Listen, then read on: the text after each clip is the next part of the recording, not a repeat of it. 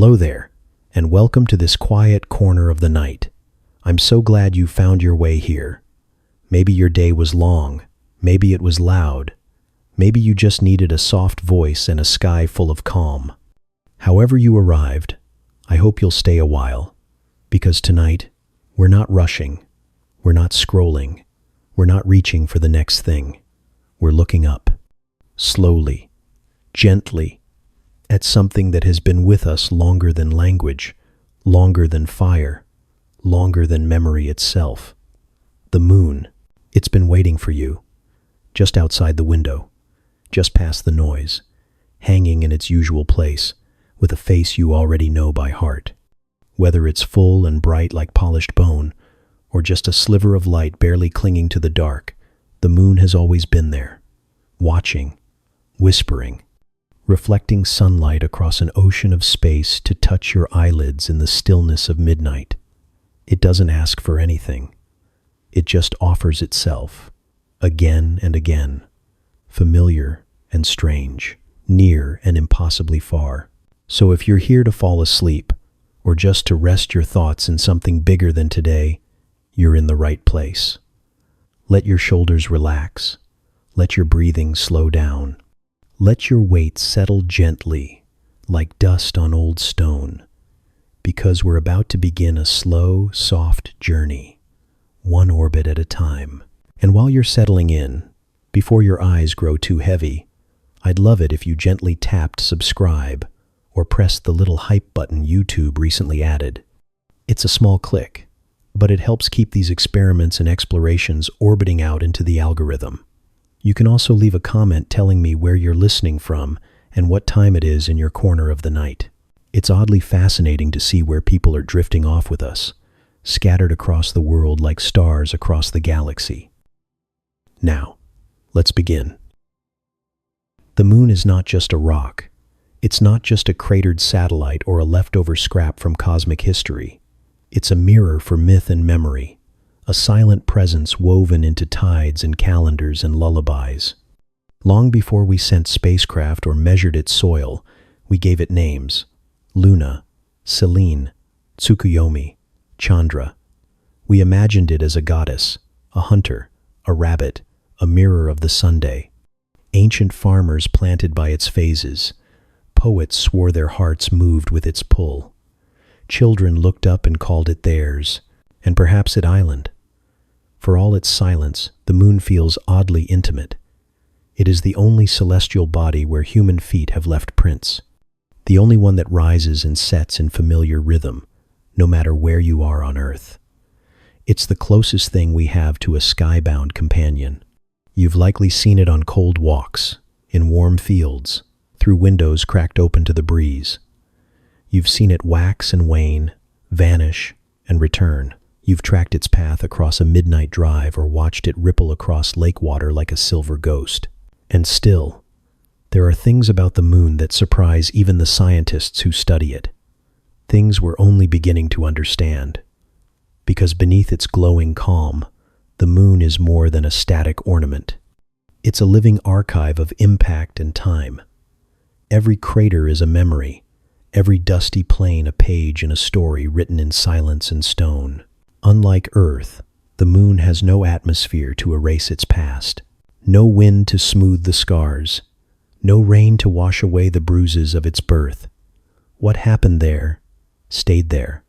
A cosmic memory palace built over billions of years, orbiting us in plain sight. Imagine if the Earth held every scar it ever received, every volcano, every asteroid strike, every ancient riverbed. The moon remembers what our world has long since forgotten. And yet, even with its jagged plains and shattered hills, it feels soft from here, gentle, quiet. The light it gives us isn't its own, of course. It reflects the sun, like a borrowed lantern drifting in a much darker sea. But sometimes that's what we need. A reflection. Something not too bright, not too loud, just enough to see by. Just enough to dream beneath. There's a kind of loneliness to the moon, too. It orbits in silence, pulled by Earth's gravity, but never quite touching us, never changing its face. It spins at the same rate it revolves, which means we always see the same side. The far side, the so-called dark side, remains hidden from earthbound eyes. Not because it's always dark, but because it never turns our way. A mystery by design. Some nights, you might feel like that yourself. Like there's a part of you turned away, unlit, unseen, and still, like the moon, you orbit on. Still glowing in whatever light you can borrow, reflecting it into the lives of others. The moon pulls on the oceans, creating tides that rise and fall like breath. That pull reaches the water in your own body too, though too faint to feel. And yet it's there. A slow-motion tug, a whisper of motion. It has shaped Earth's rotation, stabilized our tilt, softened our seasons. Without the moon, Earth would wobble unpredictably. Days would be shorter, winds stronger. Life might never have had the calm it needed to begin. So even now, as you lie here, this quiet sphere is holding your world in place. Not loudly, not obviously, but gently, constantly, like a hand on your shoulder you didn't know was there. This isn't just science, it's presence. The moon is a companion, not in metaphor, but in reality. It has been with us since before there were cities, before there were books, before even there were eyes to look up at all. It circled a younger Earth, saw the first forests rise, saw the first fish walk. It watched the continents drift like puzzle pieces on a sea of magma. It has known an Earth we will never meet again, and still, it's here, watching your little apartment, your bedroom window, the glow of your phone screen as you listen to this voice drift through the dark. The moon is so close, and yet it would take days to reach. It's so familiar, and yet we've only touched it a handful of times. It is both our neighbor and our frontier. And tonight, it's our guide. A silver thread to follow through the quiet. A reminder that even in darkness, there is something steady, something luminous, something old and beautiful that has not yet let go. So, rest now. Let the pull of gravity and poetry carry you. There will be time for more facts, more mysteries, more orbits. For now, all you need is this: the sound of stillness, the comfort of moonlight, and the quiet certainty that you're not drifting alone. The moon is with you, just outside, just there, just enough. When we look at the moon today, it feels eternal. A calm white eye watching from above, steady and familiar. It glows with quiet confidence, a pale guardian of night. But what we see now is not what it always was. The moon's earliest form was anything but peaceful. In fact, the moon began in violence, born not from stillness, but from fire. Imagine, long before cities, before oceans, before Earth had settled into its blue and green calm, a collision unfolded in the silence of space. A planet-sized object, roughly the size of Mars, struck the young Earth with unimaginable force. This impact was not a crash. It was a rebirth. It shattered part of Earth's outer layers, sending molten rock and vaporized matter into orbit. For a time, Earth had a glowing ring, like Saturn. But from that glowing wreckage, the moon began to form. The pieces gathered, pulled by gravity into a new sphere, a child of destruction, shaped by heat. The newborn moon was not cold or dusty. It was liquid, a glowing molten ball of rock orbiting a still smoking Earth. Its surface churned with fire, oceans of lava stretching for thousands of miles. There were no craters, no valleys, no highlands, just a sea of glowing magma, restless and raw. And yet, even then, the moon was beginning to change. As the molten ocean slowly cooled, crystals began to form, rising and falling through the liquid mantle like snowflakes in a storm. The lighter minerals floated, the heavier ones sank, and the moon began to separate into layers. This early cooling period gave the moon something we can still see today: its crust. That crust, though solid now, is a frozen map of motion, a still frame from a time when the entire moon was alive with heat. The Highlands, the bright, ancient surfaces we can see, even with the naked eye, are made of anorthosite, a light-colored rock that formed from those floating minerals. It's a rock that only forms in vast magma oceans, the kind that once covered the moon entirely. The Maria, the darker plains that look like shadows from Earth, came later, after cracks split through the cooling shell and lava poured out again, staining the crust with basalt. Even in its solid state, the moon remembers the heat that made it, and the evidence isn't only in what we see. The Apollo missions brought back lunar rocks, a small, quiet pieces of the moon's surface. And when scientists studied them, they found textures and chemical clues that told a story of immense heat. Some rocks had once been fully melted. Others had slowly cooled deep beneath the surface. There were even tiny fragments of glass, formed by fire and frozen in place for billions of years. Every rock was a memory, every grain a fragment of something once fluid. We tend to think of the moon as static, but in its early life, it was a place of intense activity. Volcanoes erupted through its surface, spilling lava across vast distances. Some regions stayed molten longer than others, creating thick flows that hardened into smooth plains. Over time, the heat escaped.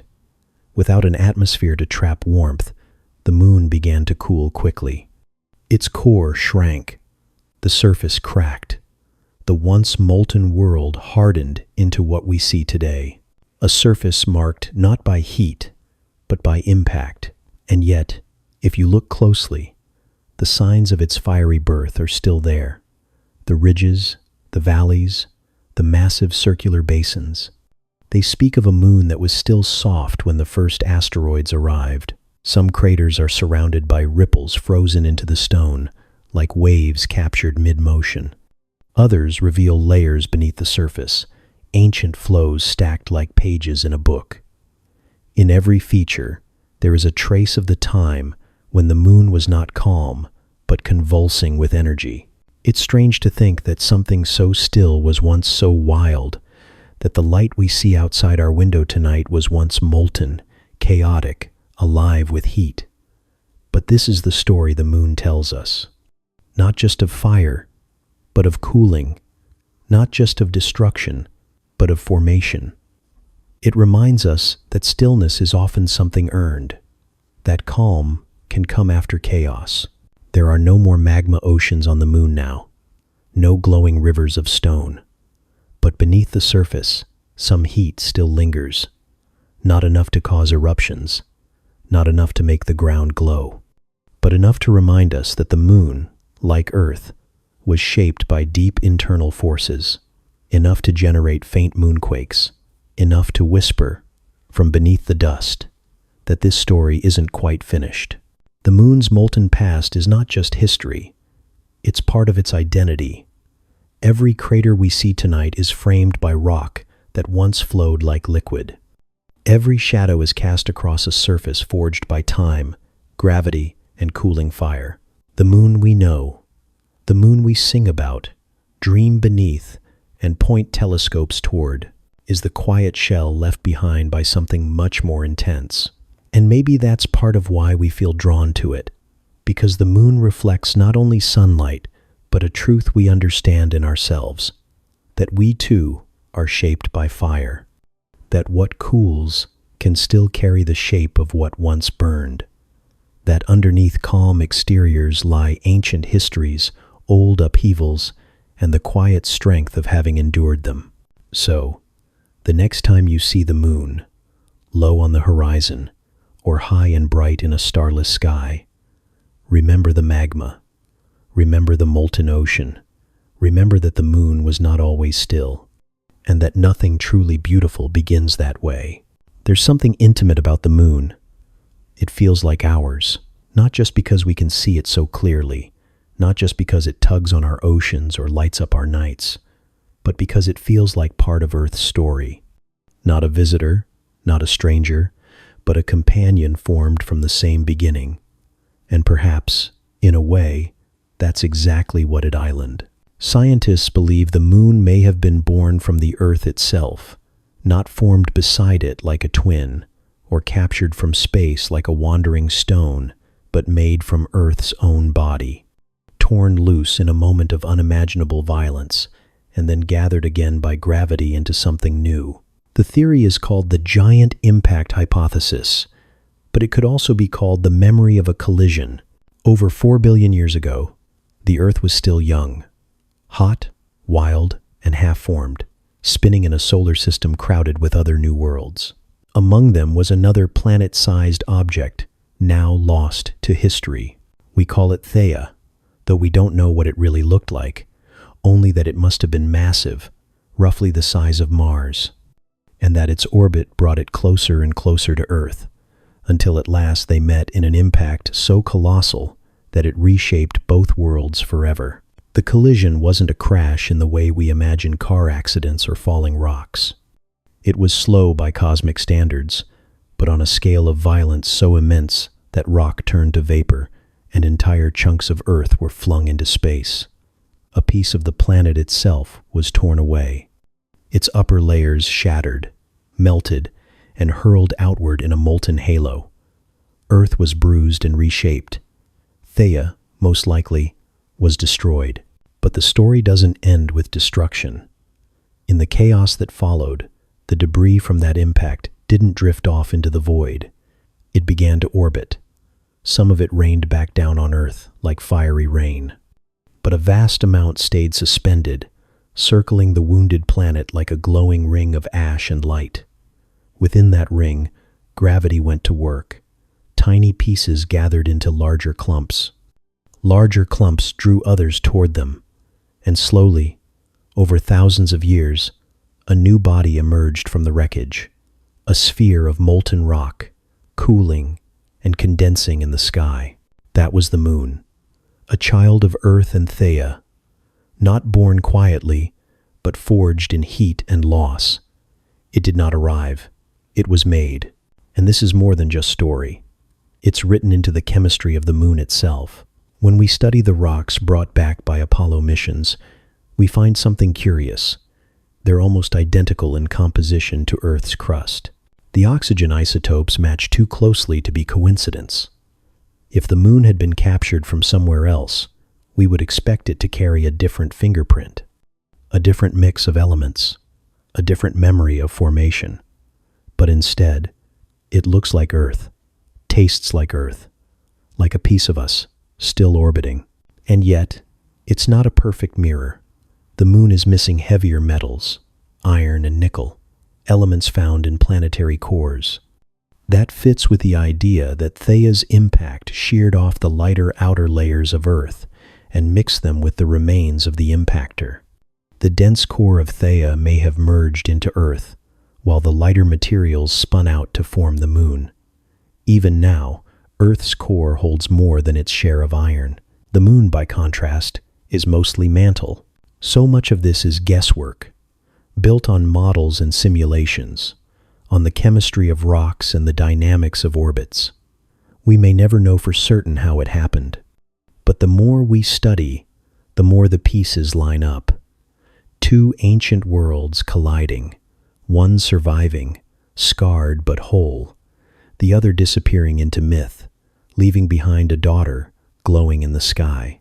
It's a strange legacy to carry a ghost in your orbit. Every night, we look up at the moon and see something beautiful and still. But beneath its surface is a history of trauma, a reminder that creation and destruction are not opposites, but partners, that something as graceful as a moon can rise from wreckage. If Theia still existed, it might have been a planet like ours, with its own surface, its own story. But it didn't survive the encounter. It gave us something instead. Not just a moon, but a stabilizer, a presence that steadies Earth's tilt, lengthens our days, softens our seasons. Without the moon, Earth's axis might wobble wildly. our climate might shift unpredictably. Life, if it ever arose, might never have found the stability it needed to flourish. So the moon is more than a witness. It's a co-author, a quiet force that has shaped every sunrise, every tide, every rhythm of life since it formed. And it carries that role without sound, without thanks, drifting endlessly through the sky like a memory we don't fully understand. Sometimes it's easy to think of the moon as separate, alien, distant, untouched. But if the giant impact theory is true, then it is not truly another world. It is part of our world, torn from it, reshaped, and returned. It circles us not because it wandered too close, but because it never truly left. There's something haunting in that, and something comforting, that we carry our past with us, not only in memory, but in motion, that even something shattered can become something whole, that out of the heat and violence of early existence, something gentle could emerge, something round and bright, something we look up at when we are children, when we are lost, when we are in love, or alone, or drifting quietly through the night. The moon is not just a rock, not just a light. It is a reminder that even great collisions can give rise to beauty, that even the most chaotic beginnings can leave behind something that feels like home. The moon has a reputation for stillness. It hangs there, unmoving, a frozen sentinel in the sky. Its silence feels complete, as if nothing ever stirs beneath its surface. We imagine it as a finished place, a world whose story ended long ago, left only to reflect the light of others. But the truth, as always, is more complicated. Because the moon moves, it trembles, it quakes. When the Apollo missions planted their seismometers on the surface, they did so quietly, almost as an afterthought. The goal was simple: listen. What they heard was anything but silence. For years after the astronauts left, long after their voices faded and the dust settled around their footprints, the seismometers kept recording. Signals pulsed through the ground. Vibrations, ripples, sudden jolts. The moon, it turned out, was not so still after all. Moonquakes, they're called. And though the word sounds like something borrowed from Earth, they are their own phenomenon, stranger, subtler, and in some cases, far more enduring. Some are small, like murmurs beneath a sleeping body. Others are sharp, sudden, like a snap in the bones of a world trying to adjust to something we cannot see. The moon doesn't have tectonic plates like Earth. It doesn't have magma shifting or hot mantle currents, but it does have stress, pressure, and sometimes those tensions release. There are different kinds of moonquakes. Some come from deep beneath the surface, perhaps hundreds of kilometers down, in the cold, brittle rock of the moon's interior. These deep quakes are mysterious, far deeper than most earthquakes, and still not fully understood. They may be the result of tidal forces, or perhaps ancient fractures slowly shifting, like old scars pulling at the edges. They remind us that the moon, while quiet, is not inert. Other moonquakes are caused by temperature. The lunar day lasts about 2 weeks, and during that time, the sun beats down with unfiltered intensity, heating the surface to blistering temperatures. Then, when night falls, just as long and far colder, the temperature plunges, the surface contracts, metal and stone shrink and shift. The thermal stress causes the ground to pop and creak, sometimes sharply. These quakes are called thermal moonquakes, tiny adjustments as the crust breathes in heat and exhales it into the dark. Then there are the shallow quakes. These are the most surprising, strong, sometimes registering up to magnitude 5 on the Richter scale, and they can last for an absurdly long time, 10 minutes or more in some cases. On Earth, an earthquake might rumble for a few seconds, maybe a minute if it's severe, but on the moon, the tremors echo. Without water, without an atmosphere, without the complex layers that help absorb and dampen vibration, The energy simply keeps bouncing. It rings like a bell. That phrase isn't metaphor. When Apollo 12's lunar module ascent stage was deliberately crashed into the moon to test seismic readings, the resulting vibrations lasted for nearly an hour. The moon rang, hollow, resonant, as though its insides had been struck like a tuning fork, singing a low and eerie tone no human ears could hear. Scientists don't know exactly why. It may be due to the dry, fractured nature of the lunar crust. Or perhaps it's a hint that beneath the surface lies a different kind of structure, cooler, more rigid, more prone to echo. Some moonquakes are caused by Earth itself. Tidal forces stretch and squeeze the moon, just as the moon does to Earth's oceans.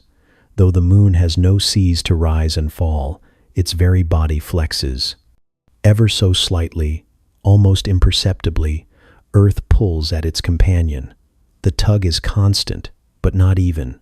The moon resists, but not completely. Over time, that tension adds up, and occasionally, it slips. The crust adjusts. The energy releases. The moon quakes. It's strange to imagine that the still, distant moon is actively reacting to us. That from 250,000 miles away, the Earth's presence is shaping it, reminding it, touching it in ways that leave no visible mark, but still carry force. We often think of space as cold and separate, a vacuum where nothing ever reaches anything else. But here is a bond so powerful that it can bend rock, raise tides, and make a dead world shiver. There are quakes we still don't understand, signals that don't fit the usual patterns. Some theorize they're the echoes of long-past impacts. Others wonder if something deeper is moving, still settling after billions of years. There's even speculation, cautious and quiet, about whether there might be volcanic remnants far below, too faint to break the surface but alive enough to twitch. These are not the quakes we expect, and that makes them important, because they suggest the moon isn't finished. Not entirely. It is not the frozen relic we often imagine. It's old, yes. Quiet, yes.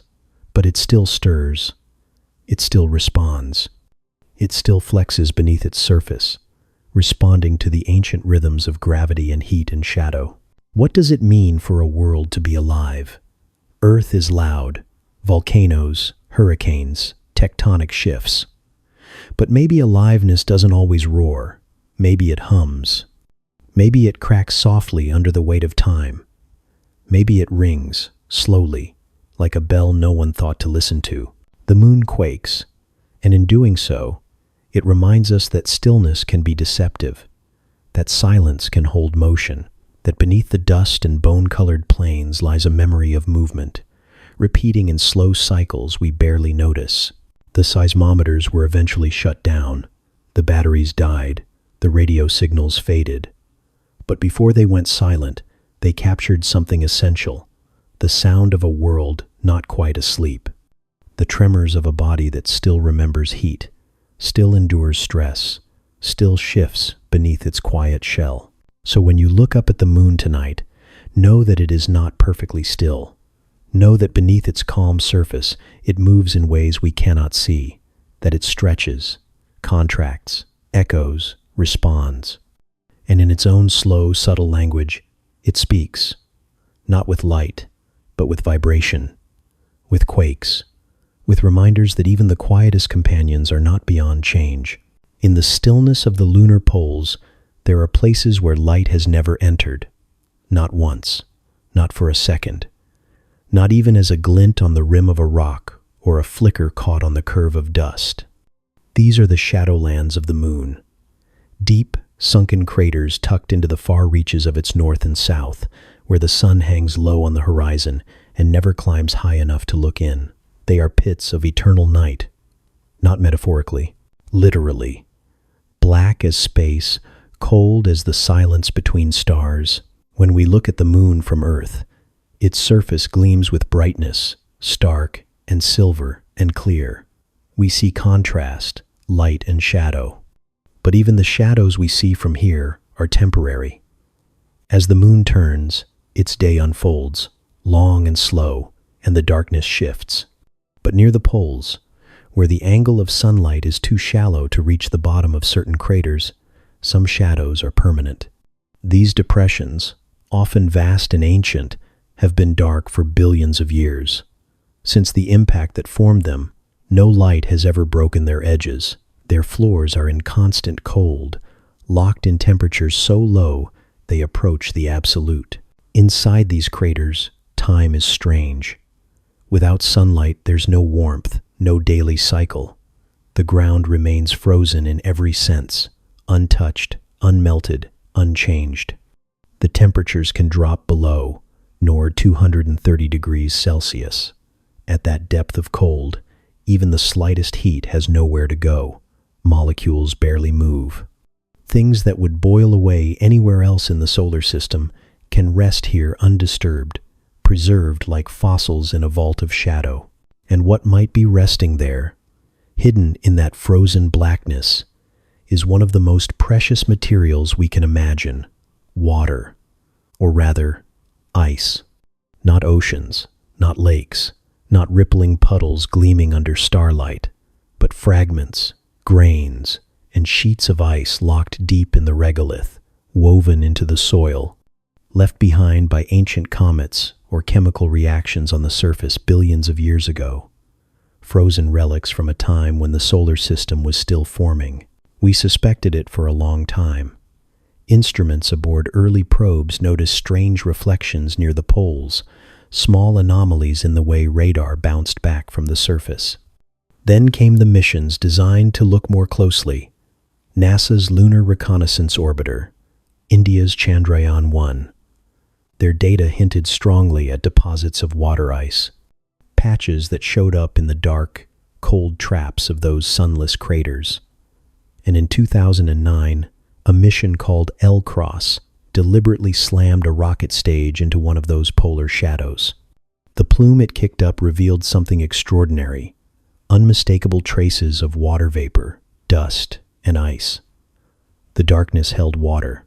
Confirmed. It's hard to overstate what that means. Water is more than something we drink. On the moon, it's life support. It's air to breathe, hydrogen to burn, rocket fuel to carry us farther. And it may already be there, not in tanks or pipelines, but hidden in the oldest places, waiting in the cold. If we can find a way to reach it, if we can mine the dark, we won't have to bring everything from Earth. We can begin to live off the land, a step toward permanence. But the presence of water isn't just practical, it's emotional. It hints at a deeper truth about the moon, one that challenges our assumptions. For centuries, we believed it to be dry, dead, barren, a world of dust and rock and emptiness. But the shadows say otherwise. They tell us that even in the most desolate places, something vital can persist.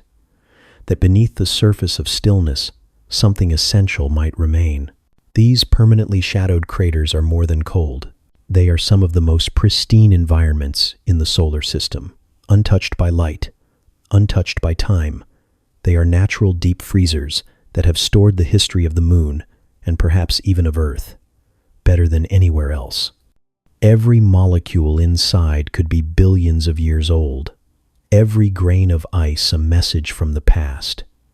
And because the moon has no atmosphere, no weather, no erosion, those messages remain undisturbed. To step into one of these craters would be to step outside of time. Your own shadow would vanish into blackness. The stars above would seem brighter by contrast. The ground under your feet would feel ancient in a way that's hard to describe, less like walking on a surface and more like walking into a memory. Nothing down there would glint or gleam. The darkness would be absolute. Light would fall only where you brought it. We've never walked into those shadows. Not yet. The technology to land and explore such cold, isolated places is still in development. But we are close. In the next decade, rovers may descend those slopes. Drills may pierce the crust. One day, astronauts may climb down into the black, their visors glowing, breath fogging inside their suits, seeing a landscape that no human has ever seen. The first human footprints in the coldest silence imaginable. The moon has always looked back at us, bright and watchful. But now we know that it holds secrets not in the places we see, but in the places we cannot. Secrets that have waited through every age of life on Earth. Through the rise of oceans, the fall of empires, the lighting of the first fire and the hum of the first circuits. Through every poem and prayer and lullaby ever whispered under moonlight. And all the while, in the dark at the poles, the ice stayed quiet, patient, waiting in the corners where light never comes. The moon is not just a reflector of light. It is a keeper of darkness, a guardian of the untouched.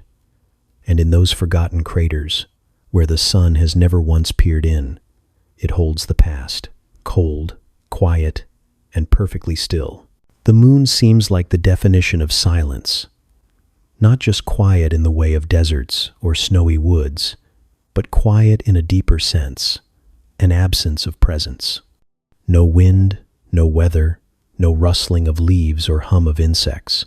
When we picture the moon, we imagine a vacuum, empty, still, a place where sound has nowhere to go and nothing to travel through. But that silence is not total, not absolute. It turns out the moon does breathe, just barely.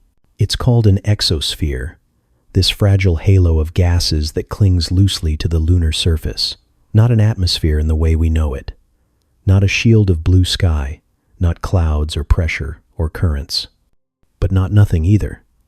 Instead, a veil, wisps, a breath so thin and faint that we missed it for centuries, assuming it wasn't there at all. It took careful instruments and patient observation to reveal it. And even then, it's easy to overlook, a presence too subtle for eyes alone. In this exosphere, atoms drift freely, far apart from one another, never colliding. The density is so low that if you gathered the entire lunar exosphere and compressed it, it wouldn't even fill a decent-sized balloon. At sea level on Earth, we're surrounded by roughly 10 quintillion molecules in every cubic centimeter. On the moon, there might be 100,000, not even enough to scatter light, which is why the sky above the moon is always black, even at noon. Still, it's not zero. The moon holds on, just barely, to a breath.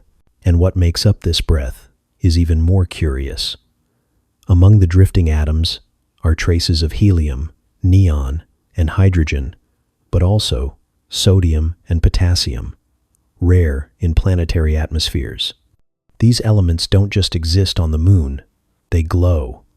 When the solar wind hits them, they fluoresce faintly, forming a shimmering, invisible tail that stretches away from the moon like a ghostly comet. We can't see it with our eyes, but with the right instruments, we can detect it. A sodium glow that arcs out into space like a whisper, a lunar sigh. Where does this exosphere come from? Some of it comes from the solar wind, charged particles from the sun that strike the surface and knock atoms free. Some comes from tiny meteorites peppering the moon's face, creating microscopic explosions that vaporize bits of rock into gas. Some, perhaps, from the decay of radioactive elements deep within the moon, releasing energy that shakes loose a few molecules at a time. It's a constant shedding, a slow dance between surface and space. The moon's gravity is too weak to hold on to most gases. It cannot gather a thick blanket like Earth or Venus.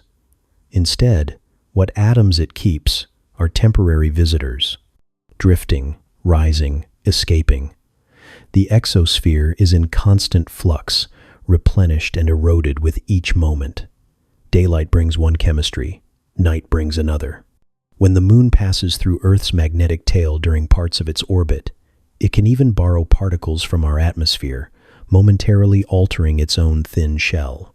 The most poetic element in all of this might be the sodium. These atoms, freed by sunlight and micrometeor impacts, drift upward and outward, forming a cloud that extends thousands of kilometers into space. It surrounds the moon in an invisible corona, and then continues on, forming that long tail that stretches away from the Sunday. It's as though the moon is always turning its face toward us, but letting a part of itself trail off behind, a reminder that even a quiet world leaves traces. For a long time, we thought of atmospheres as something only the big worlds had. Earth, of course. Mars, barely. The gas giants, wrapped in their stormy cloaks. But here is the moon, modest and slow, holding on to its own version of breath, and in that breath are clues to its surface, its history, and the way it's shaped by space. Studying the exosphere tells us about more than the moon. It tells us how airless bodies behave, how dust interacts with light, how solar wind shapes stone. It becomes a window into the physics of silence, and there's a beauty to its fragility.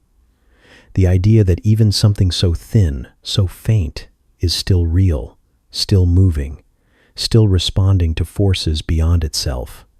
We often think of air as invisible, and yet we know it's there. We feel it in every breath, every breeze.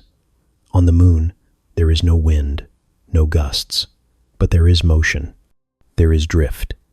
And with sensitive tools, we can watch the atoms glide and shimmer like dust in sunlight. Too small to see, too meaningful to ignore. In a way, it makes the moon feel even more alive, not in the biological sense, but in the dynamic sense. It is not a corpse, not entirely inert. It interacts, it responds, it reacts to sunlight, to impact, to magnetism.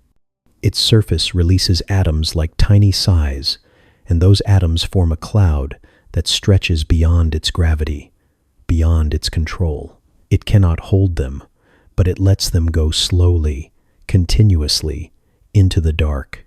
This constant release and renewal is not something we can see from Earth.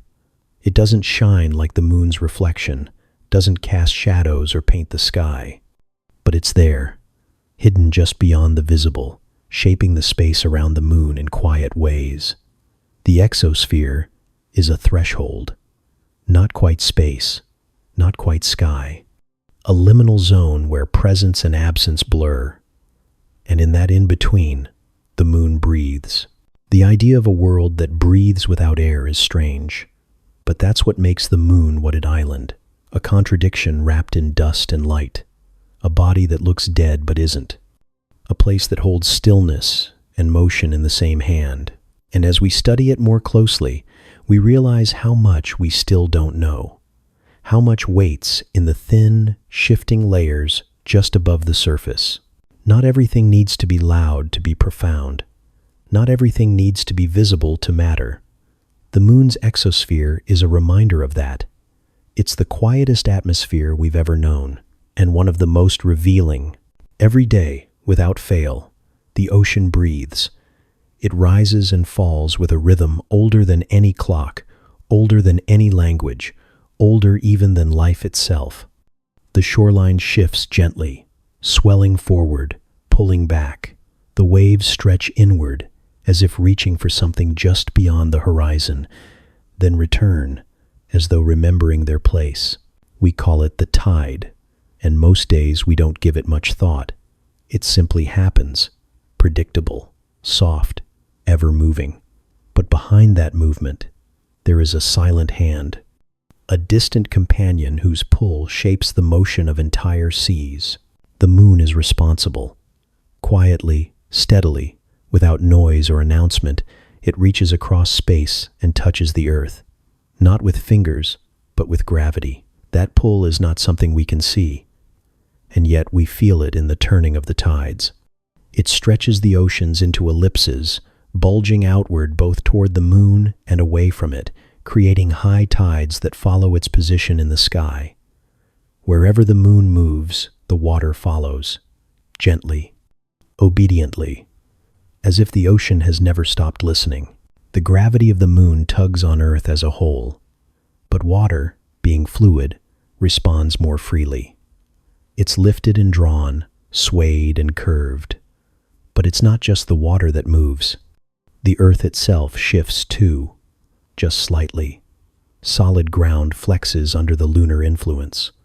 The crust rises and falls by centimeters each day, imperceptible to us but very real. The moon is not only shaping tides, it's shaping us.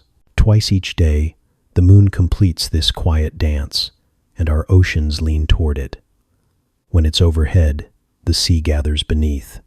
When it's on the far side of Earth, the sea bulges again, pushed outward by momentum, by inertia, by the subtle tug-of-war between moon and earth and water.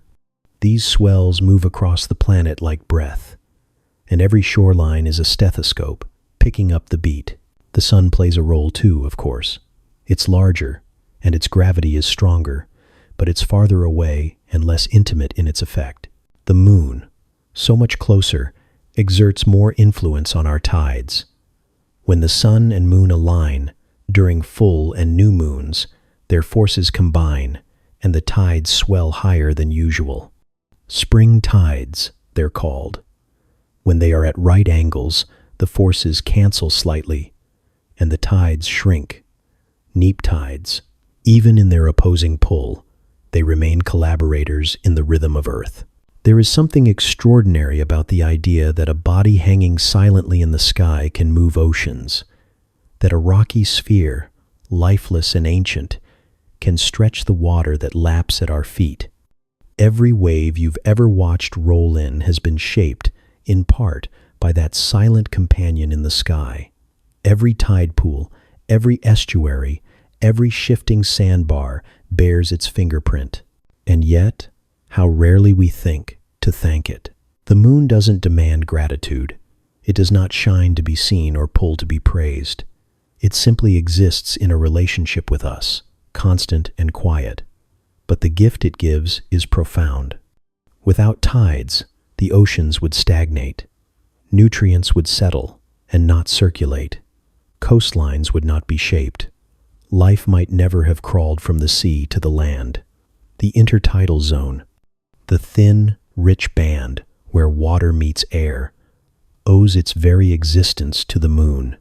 It is one of Earth's great cradles of life, a place of diversity and change and adaptation, and it is drawn open and closed every day by a force we cannot see. Our ancestors noticed. Long before science could explain the movement, they saw the connection between the moon and the sea. Fishermen watched the moon to predict the tides. Farmers timed their planting by its cycles. Sailors trusted its patterns to navigate coasts. The moon was more than a light in the sky. It was a guide, a metronome for earthly rhythms. And somewhere along the way, as our instruments grew more precise and our models more complete, we forgot the awe. We kept the data, but we lost some of the reverence. Even now, there are moments when the moon's influence feels uncanny. During extreme tides, called king tides, the sea seems to reach farther than it should. Water flows into streets, laps at doorways, swells into places it does not normally go. It is the same pull, just amplified. The moon, reminding us that even from a distance, it holds sway. That its gravity, though gentle, is persistent. That time and tide wait for no one, but both are bound to the moon. There's a quiet poetry to that. A world so far away, shaping the edge of our world here.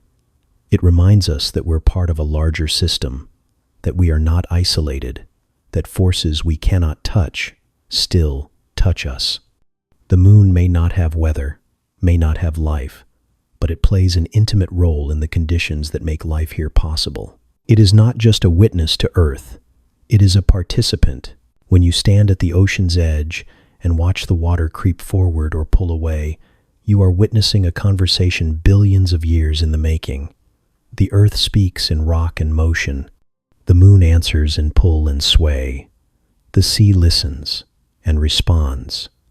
This dialogue is as old as the Earth-Moon bond itself, and it continues every day, whether we notice or not. The next time you see the moon, think of the tide beneath you. The moon did that, silently, steadily, without fanfare. It is the moon's signature written on water, a signature that never fades. The moon is leaving, not in a rush, not in anger, not with a slam of the door or a crack of cosmic thunder, just slowly, quietly, with the kind of patience that only the universe understands. Each year, the moon drifts a little farther from Earth, about 3.8 centimeters, roughly the width of your fingernail. Not much, barely anything at all. But over time, it adds up. Over time, that whisper of distance becomes a story about change, a long, slow parting that has already begun and will continue long after we are gone. It's a strange thought, to imagine the moon as a companion not fixed in place, but gently moving away. We think of it as constant, always there, always watching. But that constancy is an illusion born of short lifetimes. In the span of a single human life, the change is imperceptible. The moon rises, the moon sets, the tides come and go. But pull back, zoom out, stretch the timeline across eons, and the motion becomes clear. The orbit is widening, the embrace is loosening, the distance is growing. It happens because of tides, not the tides themselves, but the energy they move. When the moon pulls on Earth's oceans, it creates friction. The water sloshes against the continents, the bulges shift, the planet flexes just a little. That friction converts rotational energy from the Earth into orbital energy for the moon. And so, like a skater pushing a partner outward in a slow spin, Earth transfers a bit of its motion to the moon, and the moon responds by drifting outward, millimeter by millimeter, century by century, always a little farther away. We know this is happening because we've measured it. In 1969, the Apollo 11 astronauts left behind a small, mirrored panel on the moon's surface. Others followed. Today, scientists fire lasers at those mirrors from observatories on Earth. The beam reflects back, and the time it takes to return tells us the exact distance to the moon, down to the millimeter. And every year, the data shows the same result. A small increase, a tiny separation. The moon is stepping back. It hasn't always been this far. When the moon first formed, it was much closer, perhaps just 22 0 kilometers away, compared to the 384 0 kilometers that separate us now. Imagine a moon so large in the sky, it would have dominated every night. A glowing disk, many times the size it appears today, bright enough to cast double shadows, rising and setting with breathtaking speed. The days were shorter then, and the tides more extreme. The moon was young, and the Earth was spinning faster, caught in a tighter, more volatile rhythm. Now, the system has calmed. The moon orbits farther out, and Earth's rotation has slowed. The days are longer, the tides gentler, and the moon is smaller in the sky. Still luminous, still beautiful, but more distant than before. We are watching a relationship in slow motion, stretching with time, not a rupture, not a break, but an unfolding, a gentle release. Eventually, though not in our lifetimes, not even in the lifetime of our species, the moon will reach a point of balance. Earth and moon will become tidally locked to each other, just as the moon is already locked to us. It will still orbit, but our planet's rotation will slow until both bodies always show the same face.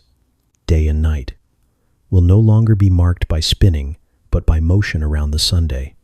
The dance will end in a kind of stillness, a final, balanced pose, but even that won't last forever. In billions of years, when the sun becomes a red giant, the inner workings of the solar system will shift again. Gravity will change its rules. Orbits will stretch and collapse. The moon's fate, like everything else, will be rewritten in heat and flame. Perhaps it will be pulled back, perhaps flung outward, perhaps swallowed entirely. But those are chapters still unwritten. For now, it simply drifts. There's something quietly emotional about that. To think of the moon not as a fixture, but as a traveler, a longtime companion who is, inch by inch, walking away, not because it must, not because it wants to, just because that's what the physics of the bond demands. A pull leads to a push. A spin becomes a drift. It's the natural evolution of connection, of motion, of time. And still, we look up, and it seems to hover, unchanged, a silver lantern in the dark. Perhaps that's the lesson, that closeness is never static, that relationships, even planetary ones, exist in motion, and that letting go can be quiet, slow, even imperceptible, but still real. The moon is not abandoning us. It remains tethered, gravitationally tied, bound in a rhythm that still echoes through the oceans and the sky. But the distance is growing. The space is widening. The goodnight kiss is taking a little longer to reach us.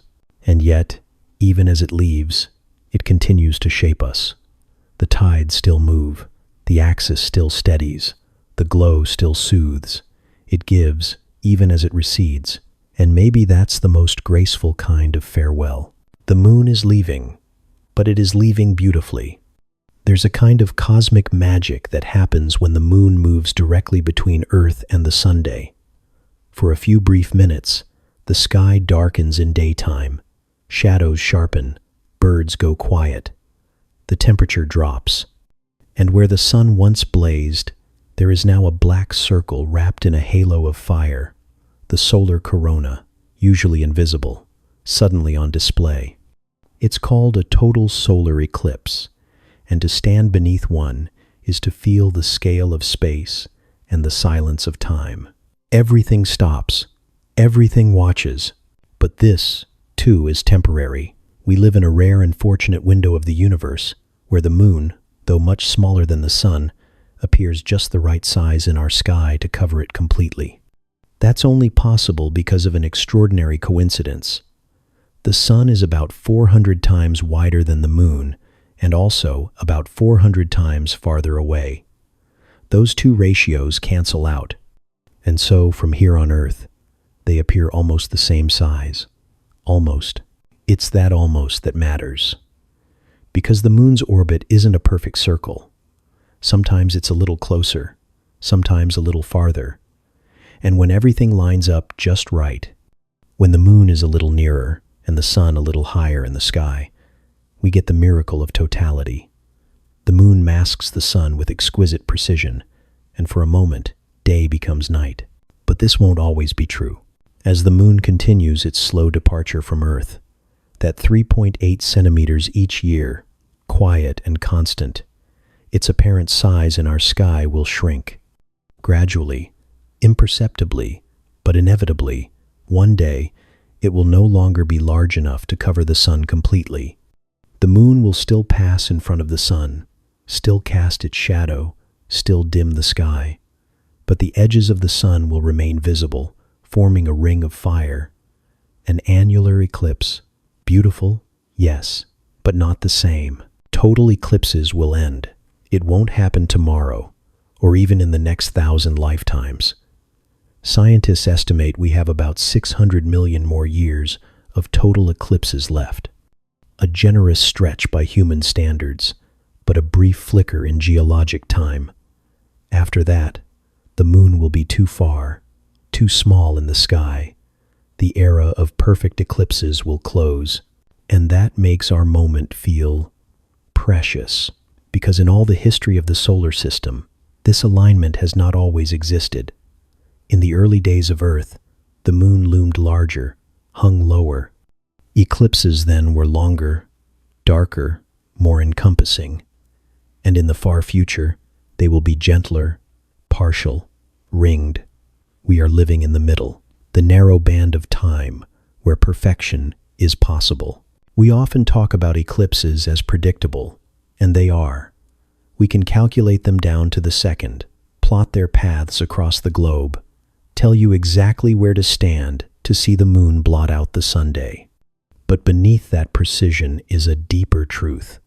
This phenomenon is fleeting, not just in minutes, but in epochs. We are witnesses to something that the universe will only allow for a while. It's easy to forget how fragile it all island, how much of what we take is permanent. The moon's face, the tides, the balance of the sky is slowly changing. The moon moves away. The earth slows. The sun expands. Each moment we observe is part of a transition, not a destination. And the eclipse, as dramatic as it feels, is just another marker in that long story of motion.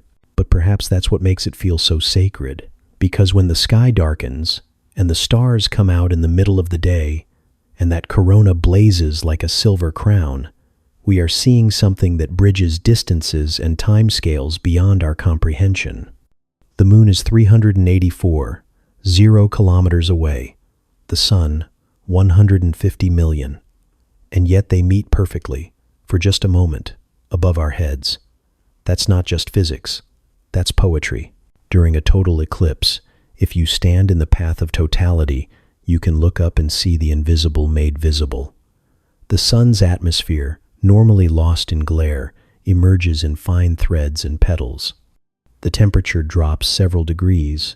Shadows become sharp-edged and surreal. Animals pause.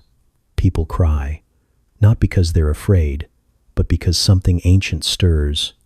A reminder that we are small and that something vast is moving around us. In ancient times, eclipses were omens. They arrived without warning and carried weight. Wars paused, kings trembled, people lit fires or prayed. Even now, with all our knowledge and forecasts and safety glasses, that awe remains. When the sun disappears, it touches something primal, something older than language. And maybe, deep down, part of that awe is because we know, somehow, that this won't last. Not just the eclipse itself, but the very possibility of it. A cosmic coincidence, unfolding for a few million years, witnessed by humans in only a tiny sliver of that time. The vast majority of Earth's history has passed without a single human eye seeing totality, and the vast majority of the moon's future will do the same. We are here at the right distance, in the right moment, with the right tools and the right questions, and that, in its own quiet way, feels like a kind of gift. So if you ever have the chance to see a total eclipse, to stand in that narrow path where day becomes night and the sky draws its curtain, know that you are participating in something rare. Not just rare in your lifetime, rare in time itself. You are standing inside a coincidence that will not repeat forever. And when the moon no longer covers the sun, when future skies only offer halos and fragments, the records we leave behind will tell of a time when the alignment was perfect. When the moon, by some quiet stroke of cosmic design, fit the sun exactly, a perfect match, a fleeting miracle, a shadow of beauty written across the face of the world. One day, there will be no more total eclipses, but tonight, the moon still moves between us and the Sunday, and the sky still darkens, and the world still holds its breath. When the Apollo astronauts placed seismometers on the moon, they weren't expecting it to sing. They were expecting tremors. Yes, tiny rumbles from micrometeorites or distant shifts in the crust. They were looking for the fingerprints of moonquakes, the rhythms of a world that, even in stillness, might hold motion deep inside. What they found instead was stranger, more lingering. When the moon was struck, sometimes by discarded spacecraft, sometimes by nature itself, it didn't just shake, it rang. Not with a chime, not with melody, not the clean clang of iron or the shimmer of glass, but something deeper, drier, older. A low, eerie resonance that shimmered across the lunar body and refused to fade. NASA engineers said it echoed like a bell. For hours. The first time this happened in a big way was in 1969, when the Apollo 12 crew deliberately crashed the lunar module ascent stage into the surface. It was an experiment, an intentional impact meant to test the seismic equipment. When the stage hit the moon, with the force of a small explosion, the shock wave raced through the crust. But unlike Earth, where such a wave would be dampened by moisture, by shifting plates, by a molten core that swallows vibration, the moon didn't silence it. It held it, amplified it, allowed it to bounce back and forth like sound trapped in a cave. For nearly an hour, the moon quivered. It was as if the impact had touched something hollow. Of course, the moon isn't hollow, not in the way we imagine. It has mass, gravity, structure, but its makeup is bone dry, and its outer layers are fractured and rigid. There's no water to absorb motion, no magma to interrupt it. So when energy moves through it, the waves persist. They reflect, they interact, they resonate.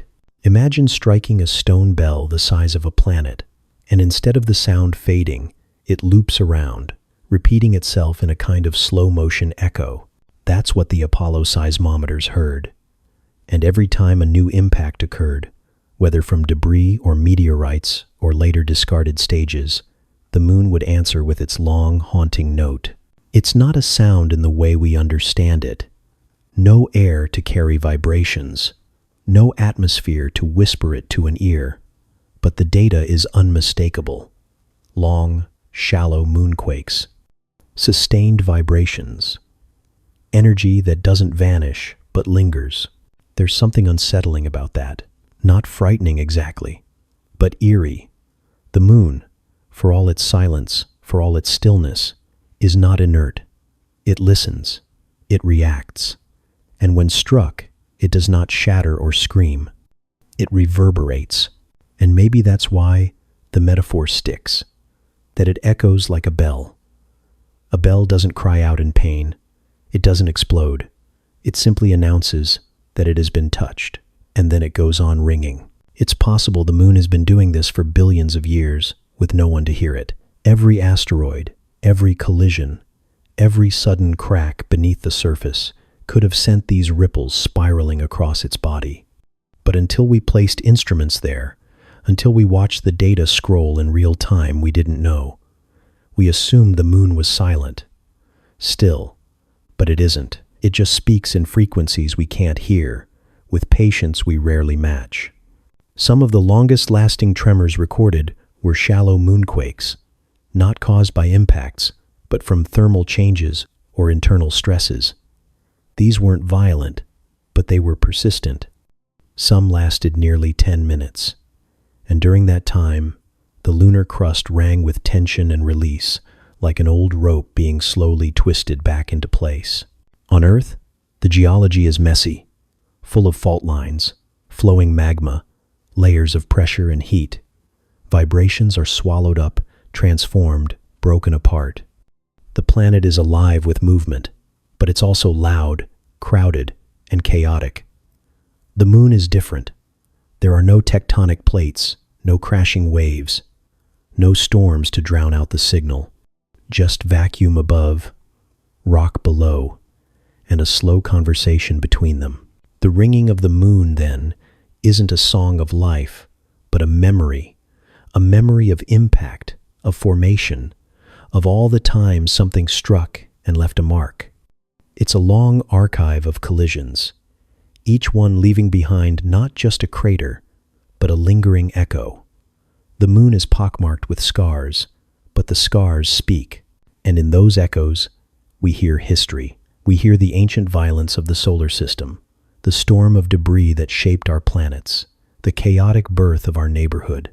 We hear the silence between worlds, where sound cannot travel but vibration still can.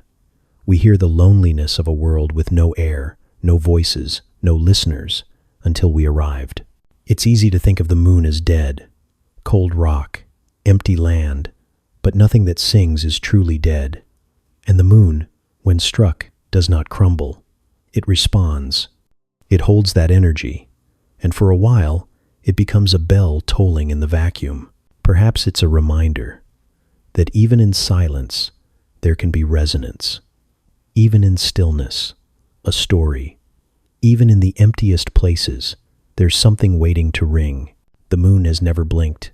From the first stirrings of molten rock on a newborn Earth to the hiss of steam rising from oceans too young for life, the moon was already there, already watching, suspended in space just far enough to see the whole curve of our planet. It hovered while the Earth found its shape, a quiet companion orbiting a world still covered in fire and sea foam. It has seen everything. It watched as the continents took their first trembling steps, drifting slowly across the surface like forgotten puzzle pieces, trying to remember how they once fit together. It saw the great single landmass of Pangaea split like an ancient heart, and the newborn rift fill with salt and storm. It watched the blue deepen, the green stretch upward, and the clouds begin to take on the shapes we now call familiar. It watched before there were names for anything, and when the first forests reached up toward the stars, long before mammals or humans or the notion of eyes looking back, the moon kept orbiting, silent and patient. Ferns taller than houses swayed beneath its gaze. Insects the size of birds beat their wings in the moonlit jungles. Dinosaurs roamed, hunted, slept, and vanished beneath its cold silver light. The moon saw their rise and their end. It watched the fires of extinction rage across the globe more than once, saw skies darken not from nightfall, but from ash and sorrow. And yet, after each ending, the moon witnessed the world bloom again. New forms, new colors, new voices in the chorus of Earth. It observed without judgment, without interference, an audience of one, holding still in the face of time. It saw the first mammals, the awkward scurry of something small and soft after a world ruled by giants. It watched as fur took the place of scales, as warmth conquered cold-blooded stillness, as nervous little creatures began to run not just to survive, but to explore, to spread, to grow. And then it watched something entirely new, the emergence of thought. It saw hands shaping stones into tools, watched as sparks gave way to fire. It watched figures gathering around the flames, pointing to the sky, perhaps to the moon itself, tracing meaning in the stars. It saw myths form, saw language rise, saw entire cultures bloom beneath its glow. The moon has shone down on every story we've ever told. It saw the birth of music, the carving of symbols into rock, the first seeds pressed into soil. It watched as cities rose, mud brick and marble, steel and glass. It has watched the darkness of night change, once lit only by stars and fire, then lanterns, then sodium and neon. Now, from space, Earth glows.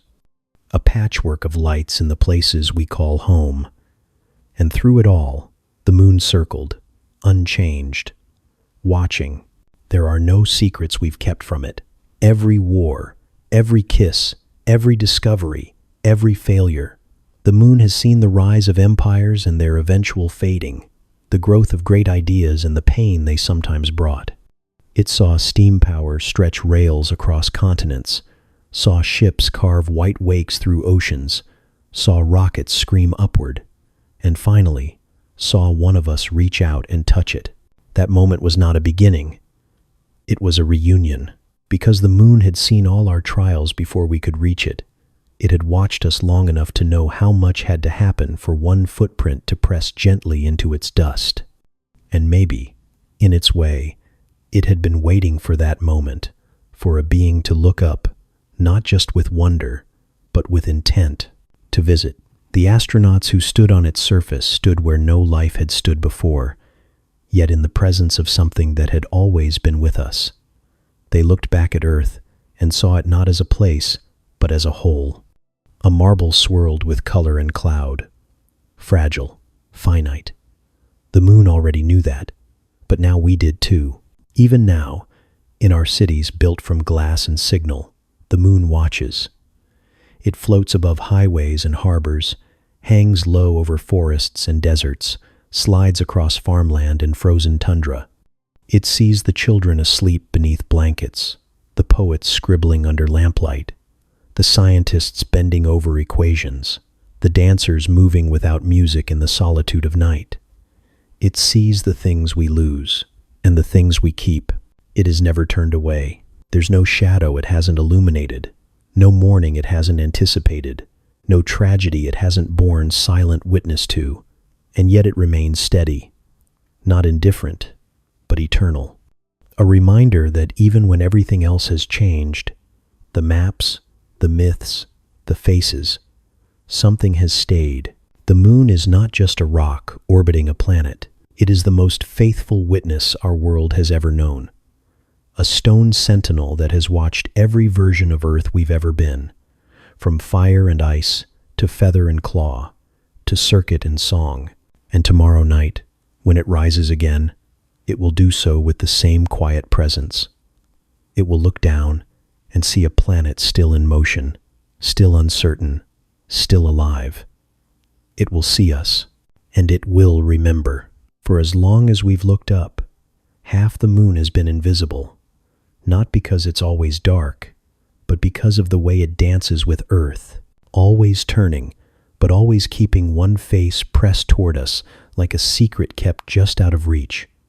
And so we called it the dark side, not out of astronomy, but out of instinct. Darkness and distance, we tend to link them, but that name isn't quite right. The moon doesn't have a side that's always night. It has a far side, and the far side is not shadowed forever. It sees the sun just as often as the near side. It has day and night, heat and cold, sunrise and sunset, just like the face we know. But from where we stand, earthbound and tilted, we never see it. The moon turns on its axis in perfect synchrony with its orbit around us, a phenomenon called tidal locking. This means it shows us only one face at all times. The same craters, the same plains, the same familiar stare carved into ancient stone. But the moon has another face, one we didn't see until 1959, when a Soviet probe named Lunar whipped around behind it and sent back the first grainy images of a land we had never glimpsed before. It was rougher, more mountainous, pocked with craters that seemed to stretch endlessly, a landscape not shaped for eyes, but for silence. Unlike the near side, which hosts broad, dark seas of ancient lava in the Lunar Maria, the far side is almost entirely highlands, bright, rugged, uneven. It is older, less touched by the flows that smoothed out the front. It is, in many ways, the moon's true face, and it is utterly alien. Even now, with hundreds of detailed images and topographic maps, the far side retains a kind of hush. We don't see it rise or set. We don't watch it wax and wane. To witness its terrain, we must leave Earth or rely on the eyes of our machines. And yet, for all its distance, it is no more distant from the sun than any other part of the moon. It sees daylight.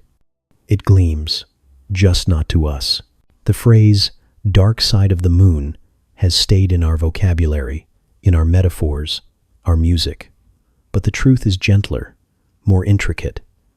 There is no side that is always dark, only a hemisphere that never turns to face us. Darkness, in this case, is not about absence of light, but absence of perspective. It's a shadow made of our own limitations. Still, there's something poetic in the way the moon holds its secrets. We have walked on its face, left footprints and flags, planted instruments that now sit motionless in the silence. But even at our most adventurous, we've mostly lingered on the side we know, the side we grew up with, the face that follows us from dusk to dawn. It's easier, perhaps, to explore what's familiar, harder to step into the part of the world that never looks back. The far side has no earth in its sky. That's one of the strangest truths, that if you stood there, the planet you came from would never rise, never fall. It would simply be absent, missing from the horizon, as if the cosmos had hidden it behind a curtain. The stars would wheel above you. The sun would arc across the sky. But Earth, the blue marble, the home of oceans and forests and cities, would be nowhere in sight. What would it feel like to stand there, knowing you were only 250,000 miles from home, and yet entirely out of its view? Perhaps that's what makes the far side feel so mysterious. It's not just physically remote, it's emotionally remote. It is the place the moon has kept to itself for eons, uninterrupted. Not darker, just lonelier. A landscape unobserved, unwitnessed, untouched, until now. In 2019, a Chinese spacecraft called Chang'e 4 became the first to land on the far side of the moon. It carried a small rover, a radio-quiet payload, and the weight of history. For the first time, something human-made whispered into the terrain where no eye had looked directly before. It had to rely on a relay satellite, floating beyond the moon, to send messages back. Because from the far side, Earth is hidden, and with it, all communication. You have to bounce your voice around the corner to be heard. The rover rolled slowly across that ancient stone. It saw a sky black and star-filled. It saw jagged rims and powdered dust. And it saw the sun rise, spilling across the ground in slow light. No darker than any other place, just more alone. Even now, most of our moon's far side remains unexplored. No astronaut has walked its plains. No base has been built there. But one day, perhaps, we will go not just to visit, but to stay. And the far side, quiet, remote, unyielding, will become known. Its loneliness will fade, a little, but its strangeness will remain. Because mystery is not just about what we cannot see. It is about what resists being understood. The moon does not hide from us out of malice or design. It simply turns the way it turns. We are the ones who assign meaning to that absence, who write poems about its darkness, who dream of the places just out of view. There is no permanent dark side of the moon, but there will always be a far side. And perhaps that's enough. The moon, from a distance, seems so perfectly round, a steady coin of silver, floating across our sky with calm precision. But the closer we look, the less perfect it becomes. Its craters and ridges tell the story of impacts long past. Its mountains rise without symmetry. Its surface is rough and worn. And beneath all that, under the stone and dust, the moon is being shaped, not just by its own gravity or by ancient collisions, but by us. Earth pulls on the moon, constantly, invisibly, unrelentingly. It's the same force that gives us tides, that moves entire oceans with a grace we barely register anymore. But that same pull, the reach of Earth's gravity, doesn't stop at our shoreline. It stretches outward, grabbing hold of the moon and tugging gently, persistently, like a thread we'll never let go of. The moon's shape isn't a perfect sphere. It's slightly squashed, ever so subtly elongated, an oblong spheroid, like a ball of dough pulled just a bit too far in two directions. And the reason for this distortion isn't the moon itself, it's Earth.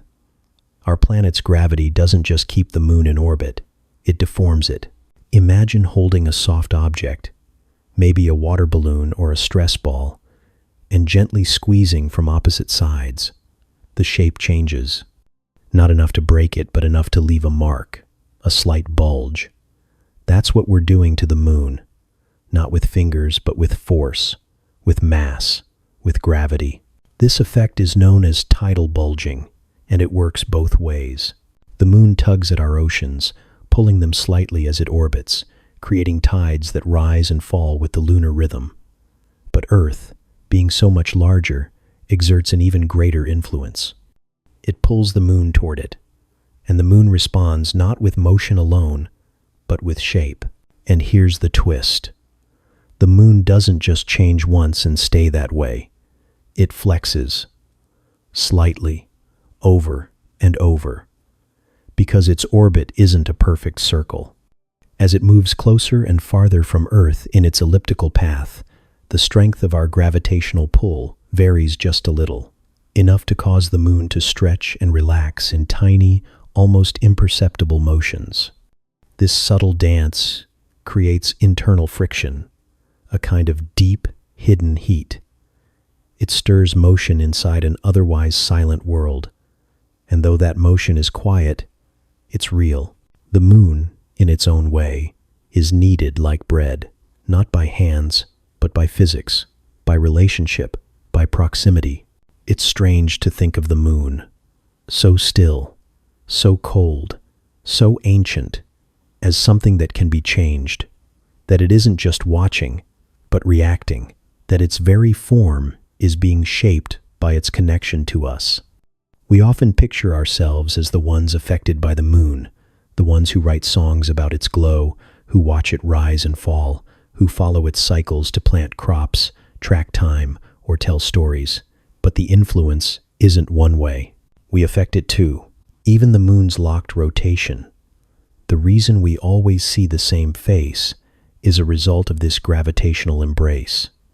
Billions of years ago, the moon spun more freely, but Earth's pull created friction inside it, slowly slowing its rotation until one side settled into permanent view.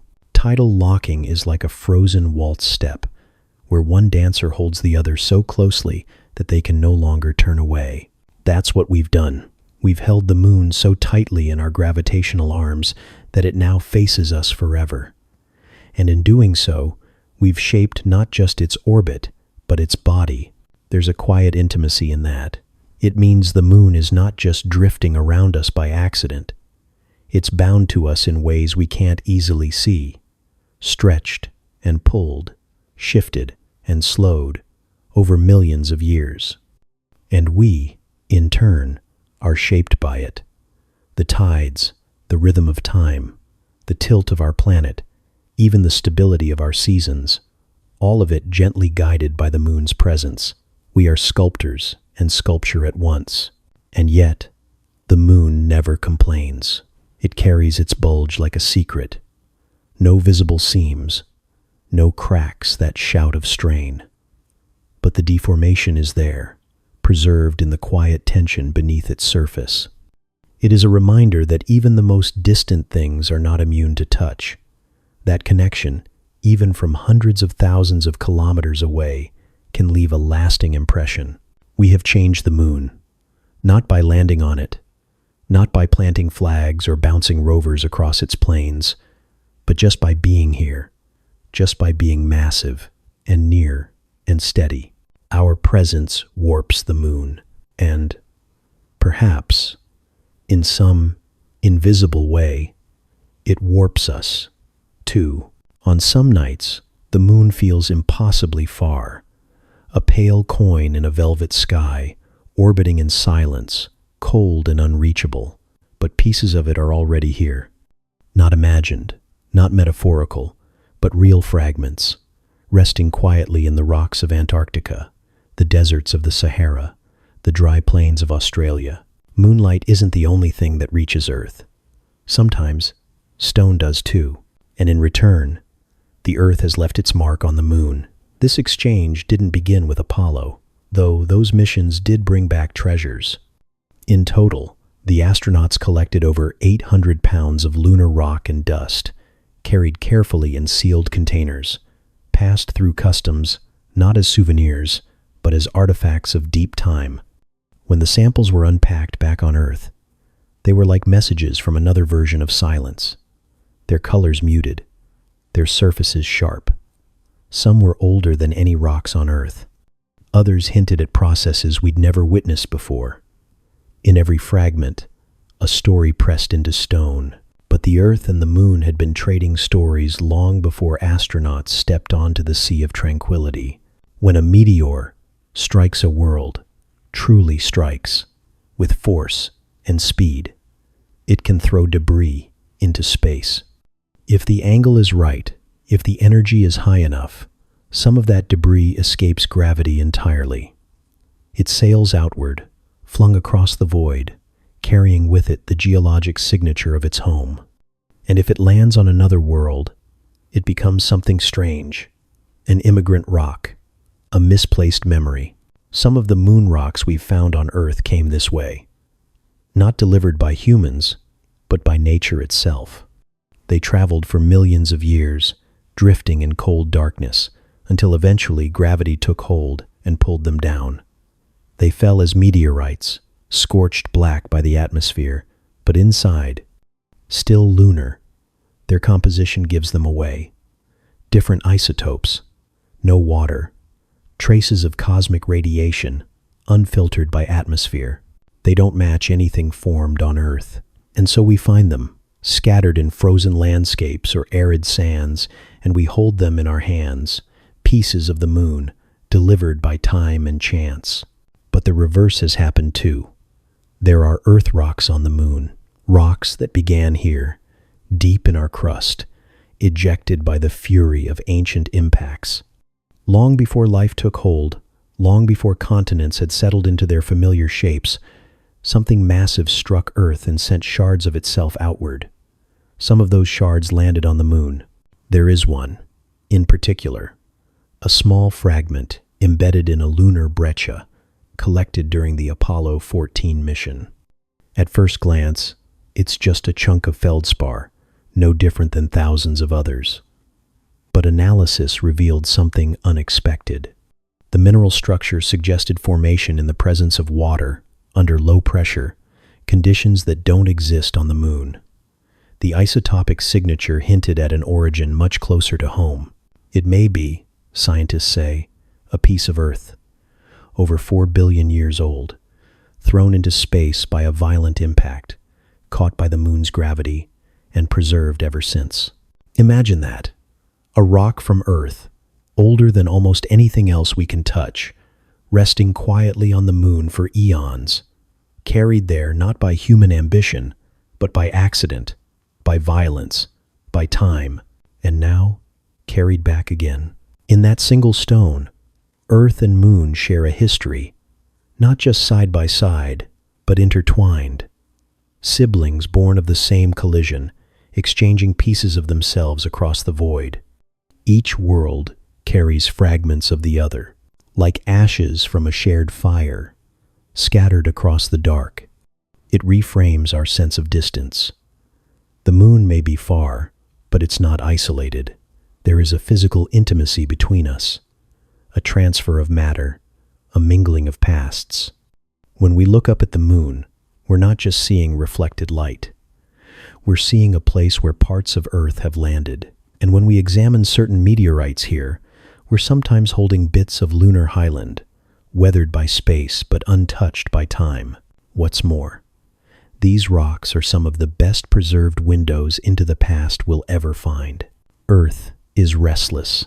Its surface churns and recycles. Mountains rise and erode. Plates collide. Oceans cover and uncover. The rocks forget. But the moon is still. It does not have wind. It does not have rain. It has no plate tectonics to erase its scars. What lands there stays. What forms there lasts. It is a museum without curators, a library where the books never decay. And some of the books are ours. In a way, the Earth has been writing to the moon since before we had language. Every impact, every shard flung outward is a sentence, an unintentional message. And the moon, silent as it is, has kept those messages safe, preserved in basalt, cradled in regolith, buried under dust that hasn't moved in billions of years. And perhaps, somewhere out there, still hidden beneath the crust, are other fragments. Pieces of Earth not yet discovered. Pieces of the moon not yet returned. We are still learning how to listen. Sometimes, the most profound conversations are not made of words, but of stone, of pressure and time, of forces too large for us to feel, but not too large to leave evidence. The moon has our fingerprints, and we, unknowingly, have its. So, when you look up, remember, we are not just staring at a neighbor. We are staring at a place that has held pieces of us for longer than we've been human, and in return, it has sent pieces of itself down to wait in the sand. From Earth, the moon looks smooth, a round, glowing plate hung with care in the sky, mottled with soft gray patches and pale curves. It's easy to think of it as flat, a two-dimensional disk, as gentle and featureless as the light it reflects.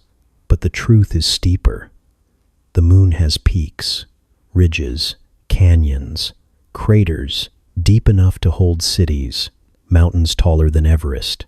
One of them, Mons Huygens, rises like a stone wave frozen in time. Towering more than 5 kilometers above the surrounding plain, it reaches higher than any peak most humans will ever climb. Yet we rarely speak its name. It doesn't appear on postcards. No flags have been planted on its summit. It's a giant that waits in silence, unvisited, uncelebrated, and untouched by wind, because there is no wind on the moon, no air to shift the dust, no breeze to whisper against the cliffs or smooth the edges of time. The slopes of Mons Huygens are sharp and ancient. Its base is surrounded by the ghostly remnants of impacts, and its peak is crowned not with snow, but with silence. On Earth, mountains are shaped by drama. Tectonic plates crashing and folding, lava rising, glaciers carving. But they are also softened by weather. Rain wears down their edges. Air carries particles that abrade and erode. Clouds gather around them. Ice caps shimmer on their tops. Mountains on Earth are alive, in a way, breathing through weather, aging through change. The moon has no such luxury.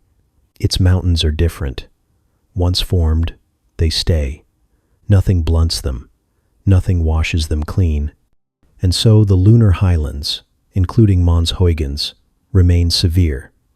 Outlines sharp, shadows deep, the angles of their bones untouched. When sunlight strikes them, there's no atmosphere to scatter it. The shadows fall crisp and black.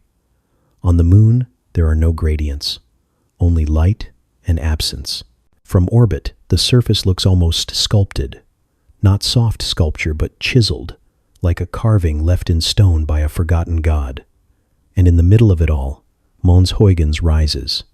Not the only mountain, but the tallest among many. A survivor of ancient violence, born from the slow upheaval of crust billions of years ago, when the moon's magma ocean began to cool and shrink. Its name, like many lunar features, comes from history, named after Christian Huygens, the Dutch astronomer who discovered Saturn's rings and Titan, Saturn's largest moon. A man fascinated by distant shapes. It feels fitting to give the name of a stargazer to a mountain that has only ever looked back. No one has stood on its peak. No boots have pressed into its dust. Its summit has never heard laughter, or fear, or breath. But it has been bathed in sunlight countless times.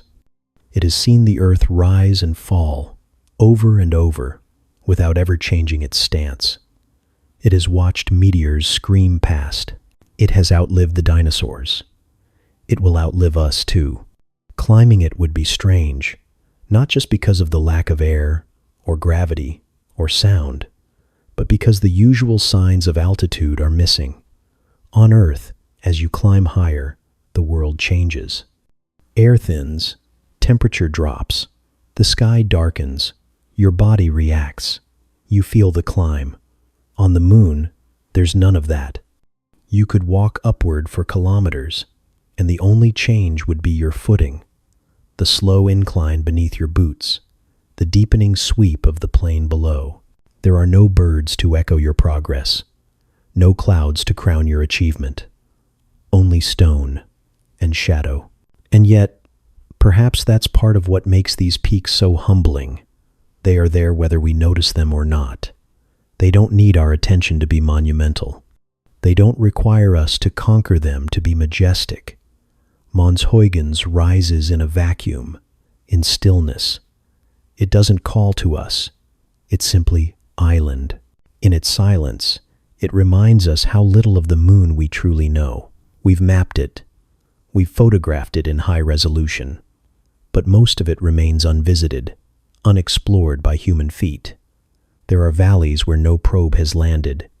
There are rifts and ridges we've only glimpsed. Mountains like Huygens that we've measured, but never met. It's a landscape of extremes, carved by collisions, preserved by stillness. And Mons Huygens is a kind of monument to that contrast. It stands tall not because of recent activity, but because the moon, in its quiet way, has allowed it to survive. No tectonic drift to wear it down. No storms to crack its edges, no moss to cling or creep, just the echo of ancient heat, frozen into form and left to remain. From the earth, we look up and see the face of the moon, but the face is just a surface. Beneath it are altitudes and depths. We often think of the moon as a reflection, a mirror, or a lamp, but it's also terrain. It's land, with cliffs and heights, and somewhere among them, one mountain rises highest. It does not need applause. It does not need to be climbed, but it reminds us, quietly, solemnly, that the moon is more than light. It is shape and mass and memory, and it still holds its peaks. If the moon had never formed, if that ancient collision had scattered debris that simply drifted into the void, never gathering, never shaping, the earth would still turn beneath the Sunday. The oceans would still rise and fall with the gravity of the sun alone. Winds would still sweep the skies. Life may still have emerged, but it would have done so in a world more chaotic, more restless, more strange. The earth without its moon is not just an earth without nightlight. It is a world spun differently, tilted, flickering, more like a spinning coin just before it falls flat, trembling, unstable, unpredictable. Because the moon does more than light the night, it steadies us. Right now, the earth tilts on its axis at about 23.5 degrees. That tilt, gentle and reliable, is why we have seasons.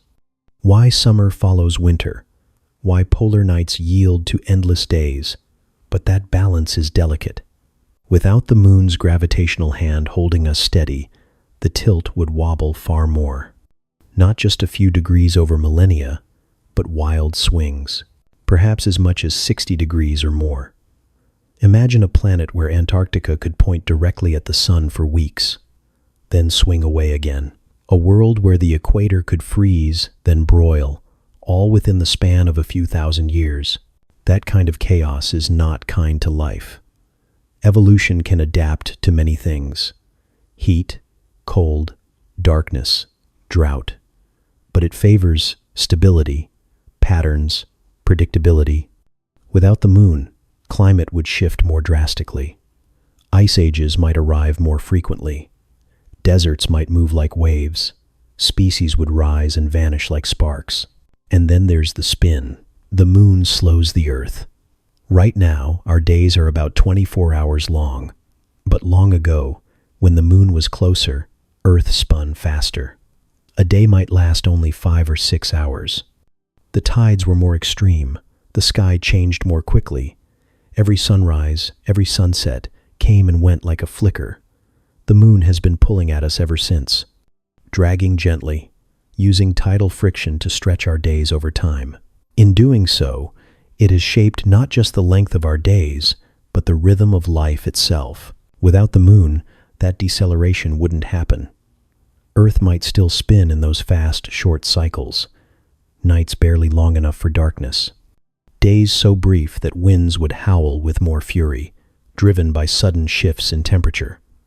Weather would be less about seasons and more about shock waves, unstable, extreme, and hard to predict. And the tides. The tides would shrink. The sun alone creates tides, but they are smaller, subtler. Without the moon's pull, the great breath of the ocean, rising, falling, flooding coastal inlets, would quiet. The tidal zones, those rich, brackish nurseries where early life once crawled ashore, would be thinner, less dynamic. Some biologists think life may have struggled to evolve onto land at all without those tidal cycles. The moon gave Earth not just light, but motion. And that motion may have been the stirring that life needed. Even now, many creatures depend on the moon, not just symbolically, but physically. Turtles hatch by its phases. Coral reefs spawn by moonlight. Wolves, so often imagined howling at it, live by cycles that align with its presence. Farmers still plant by its rhythm. poets still write by its glow. But in a world where it never existed, none of that would be true. Our stories would be different, our nights darker, our myths missing a character. Calendars would lack months, named for moonths, and tides would become whispers instead of waves. Lovers might not walk by moonlight. Astronomers would have no near neighbor to study. There would be no eclipses to wonder at, no footprints to leave, no flags planted in gray dust. Perhaps we'd look at other moons, circling other planets, and feel something like longing. Even time itself would feel different. A shorter day changes more than clocks. It shifts how we sleep, how we work, how we age. The rhythms of breath, of blood, of thought, all of them move in sync with the planet's turning. If the Earth spun faster, our lives might follow stranger beats. We might live by bursts, not stretches. We might rise and fall like sparks. The moon, in its stillness, gave us length. It stretched our days. It softened our seasons. It anchored our axis. It let the oceans breathe more deeply, let the land emerge, let life find a foothold and bloom in waves. It gave us pause, and with that pause came stories and rituals and meaning. The first calendars etched in bone and stone followed its cycle. The first dreams painted on cave walls glowed in its reflected light. It has been a clock, a compass, a canvas, a mirror held up to our own becoming. So when we wonder what the earth would be without it, we aren't just imagining a darker sky, we're imagining a different world, one where time is faster, tides are smaller, and the great arc of life bends along a steeper, stranger curve. It's not that life couldn't exist, but it wouldn't be this life, not these forests, or birds, or weathered cities, not this version of humanity, glancing upward through the trees, drawn always to the same familiar face in the sky. A face that never changes, and yet never stops moving. A moonless earth would still turn, but it would not turn like this. From far away, the moon is silver, not gold like the sun, not blue like the sky it floats in, but something quieter, a muted, gentle glow. It's the kind of light that doesn't shout, but listens, soft and steady, familiar. But if you move closer, if you look not with longing but with instruments, if you study, rather than dream, that silver begins to break apart. Beneath the glow, there is color, not in the way we're used to, not vivid or saturated. There are no bursts of emerald or pools of crimson waiting in the shadows. But the moon's face is not monochrome. Its soil, its regolith, the crushed powder of ancient stone, is a mosaic of subtle hues, pale rusts, faint blues, ghosted browns. It is a pearl rolled in ash, a palette of minerals caught in silence. When Apollo astronauts first brought samples home, scientists placed them under microscopes and lights, coaxing secrets from dust. What they found was not just rock, but pigment. Titanium and iron, fused into grains during ancient volcanic eruptions, told stories in their colors. Highland areas, battered and old, shimmered faintly with reddish tints. The Maria, wide, dark plains, born from lava floods, held hints of blue-gray, deepened by titanium-rich basalt. Olivine and pyroxene scattered across the surface, minerals that twinkle differently depending on the angle of light. None of it jumps out at you. The moon doesn't flaunt its color like a sunset. It hides it, holds it close, as if it doesn't want to be noticed for beauty, only for presence. But it's there, in high-resolution photographs, when color is gently enhanced, not invented, just encouraged. The surface becomes something else. Still the moon, but more intimate. A dusty watercolor, painted by time. Smears of tan and gray-blue swirl together, broken by crater rims and sunlit slopes. It's easy to miss at first, then impossible to unsee. And it shifts. Because the way the moon glows isn't just about the surface, it's also about how that surface responds to light. There is no atmosphere to scatter sunlight, no moisture to refract it. What hits the rock hits it raw. The moon doesn't shimmer with reflection like water. It doesn't sparkle like ice. It glows with the memory of heat, sunlight bouncing off ancient rock, unfiltered, harsh, direct. But even in that rawness, something strange happens. Some colors hide deeper than others. Some minerals reflect more at certain wavelengths. That's why, under different instruments, infrared, ultraviolet, radar, the moon becomes many moons, not just in texture, but in tone, not just craters and basins, but heat maps, mineral veins, secret scars. It's like holding a gemstone to the light and turning it slowly. Every angle reveals something new, yet to our naked eyes, it remains silver. Perhaps that's part of the magic, that something so seemingly plain can hold so much complexity. The way a black and white photo can still make you cry, the way an old piano can still fill a room. The moon doesn't need to be loud. Its silence is its spectrum.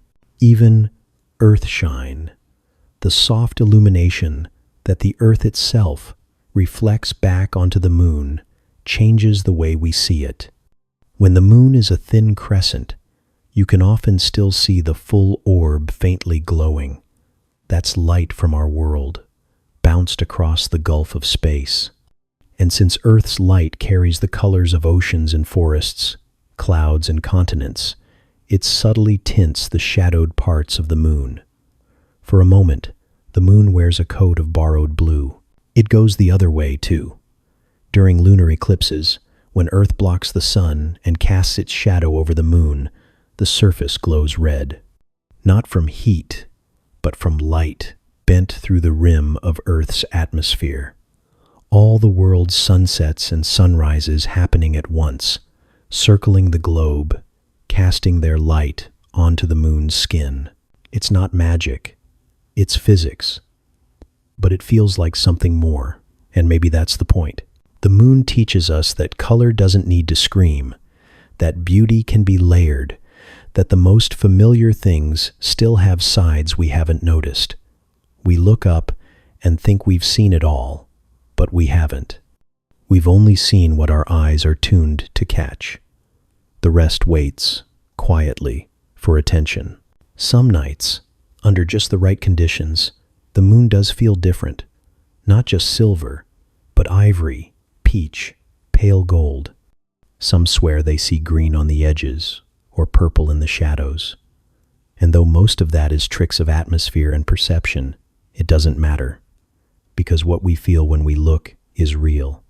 And the moon, in all its quietness, seems to allow that. It doesn't correct us. It doesn't insist on being one thing. It just reflects. So the next time you look up, maybe while walking home, or waiting for a train, or lying back in the grass, let yourself wonder what color the moon really island. Not just in fact, but in feeling. What it would look like if your eyes could see deeper. What stories are written in its dust. Because beneath the silver is a language. A memory of lava and pressure and minerals shaped by fire. It isn't blank. It isn't still. It isn't one thing. It's a dusty, color-shifting pearl. And it glows in ways we're only beginning to understand. It's easy to forget that the moon isn't just a distant light, that it isn't just some glowing pearl dangling in the sky, untouchable, unmarked. We've walked there, real feet, real people, not myths or projections or distant gods, just humans, awkward in their suits, floating in low gravity, hearts racing behind glass. They came in peace for all mankind, and they left things behind, not just memories, not just footprints, though there are those too, pressed into dust so fine it clings like smoke, and yet so untouched it might hold the shape of a boot for 1,000,000 years. But actual things, physical objects, tools, equipment, flags, leftovers of the most extraordinary camping trip in history. There are over 100 man-made objects still sitting on the moon's surface. Most are not glamorous. A few scientific instruments, some hardware from landing modules, and many discarded parts. Spent stages, broken tools, things too heavy or too pointless to bring home. And yet, each piece is a fragment of story, a frozen echo of human presence in a place not meant for us. Perhaps the most poetic of them are the retro reflectors. Small, glass-covered panels placed by the Apollo missions, designed to bounce back laser beams sent from Earth. Even now, decades later, scientists still fire lasers into the sky, aimed with impossible precision, and wait for the faintest glimmer to return. That light makes a round trip of hundreds of thousands of kilometers just to tell us how far away the moon is drifting. It's a love letter written in photons, a conversation continuing long after the sender has left. And then there's the family photo, tucked into the dust by astronaut Charles Duke during Apollo 16. It's a simple Polaroid, sealed in plastic. A picture of his wife and 2 sons, smiling, earthbound, forever anchored to a piece of lunar soil. It's easy to miss in the list of equipment and experiments, but its meaning lingers. Because in that moment, a father didn't just explore the stars, he brought his family with him. Not in body, but in memory, in gesture. He placed love on the moon, the flags.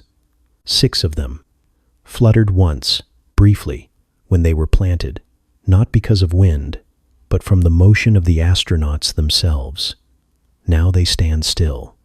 Some are bleached by radiation, their red and blue faded to ghosts, but they're still there, stitched fabric on alien soil, not a mark of conquest, despite what history books once implied, but a mark of arrival, of we were here.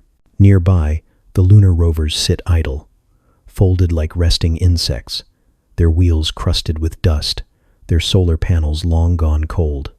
They once rolled across the surface, bouncing lightly over craters and slopes, carrying wide-eyed men who craned their necks to take it all in. They explored a world where no wind ever whispers and no rain will ever fall. And now they wait, not for anything in particular, just because they were left, and because time does not pass on the moon the way it does here. Nothing rots there. Nothing grows. Nothing changes without violence. So every artifact we've left is exactly where we placed it. Even the footprints, in the vacuum, with no atmosphere, no erosion, no wind. Every step pressed into the regolith remains. Every shuffle, every skip. The tracks from the lander to the flag, from the rover to the edge of a crater, they're still there. Preserved not by care, but by indifference. The moon doesn't protect our legacy. It simply doesn't erase it. But there's litter too. Bags of waste, ejected from the landers to make room for moon rocks. Old tools, packaging, parts that broke and couldn't be fixed. The detritus of exploration. In some ways, it feels shameful. That even in our greatest moments, we brought mess with us.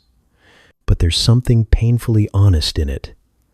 We didn't ascend to the moon as idealized explorers in golden suits. We came as ourselves. Flawed, curious, hopeful, and a little careless. We made it to the moon not by being perfect, but by trying. And we left a little bit of ourselves behind. There are also plaques, engraved metal statements affixed to the descent stages, some bearing names, some messages of peace. One lists the names of the Apollo 1 crew, lost in a launch pad fire. Another marks the spot where Neil Armstrong and Buzz Aldrin first stood on the surface. These aren't just markers. They're whispers into the future, quiet promises that say, this happened, we mattered. And then there's the most haunting object of all, a small sculpture, just over 3 inches tall, made of aluminum, a figure in a spacesuit, lying on its back. It's called Fallen Astronaut, and it was left by the crew of Apollo 15 as a memorial to all the astronauts and cosmonauts who had died in the pursuit of space exploration. Next to it, a plaque bearing their names. There is no ceremony on the moon, no flowers, no music, just dust, silence, and light. But that little figure lies there still, untouched, a monument not to triumph, but to sacrifice. All of it remains, because the moon has no wind, no weather, no decay. It remembers everything we gave it, and one day, perhaps, will return.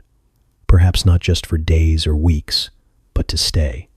Perhaps one day the flags won't be alone, and the rovers will be joined by habitats, greenhouses, machines humming gently under the sunless sky. Perhaps our artifacts will become the seeds of something more. But even if we don't, even if no new boot ever lands, the moon will still carry those traces.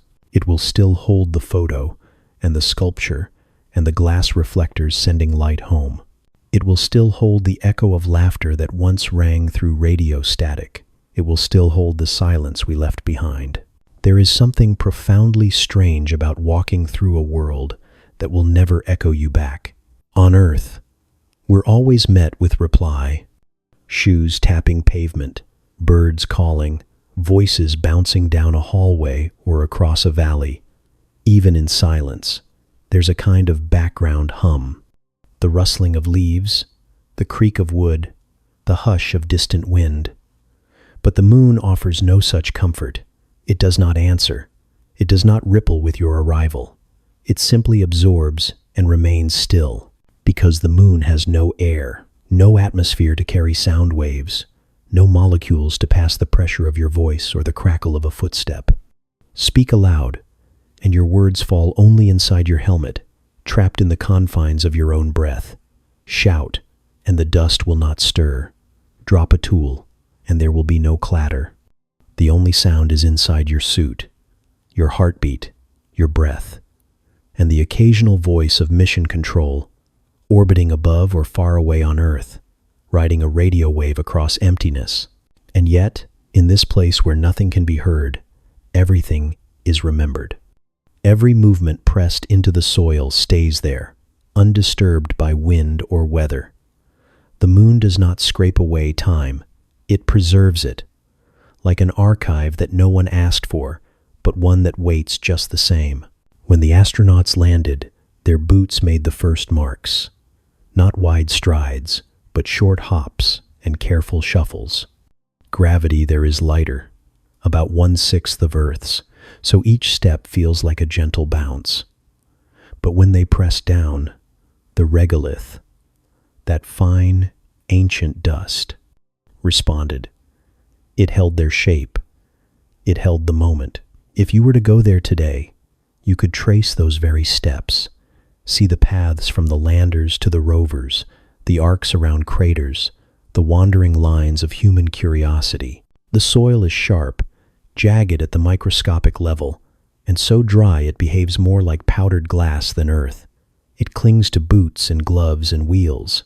It doesn't settle softly. It locks. That's why the footprints stay so well. They don't fade. They don't blow away. There is no wind to rearrange them, no water to smooth them, no insects to scatter them back into the ground.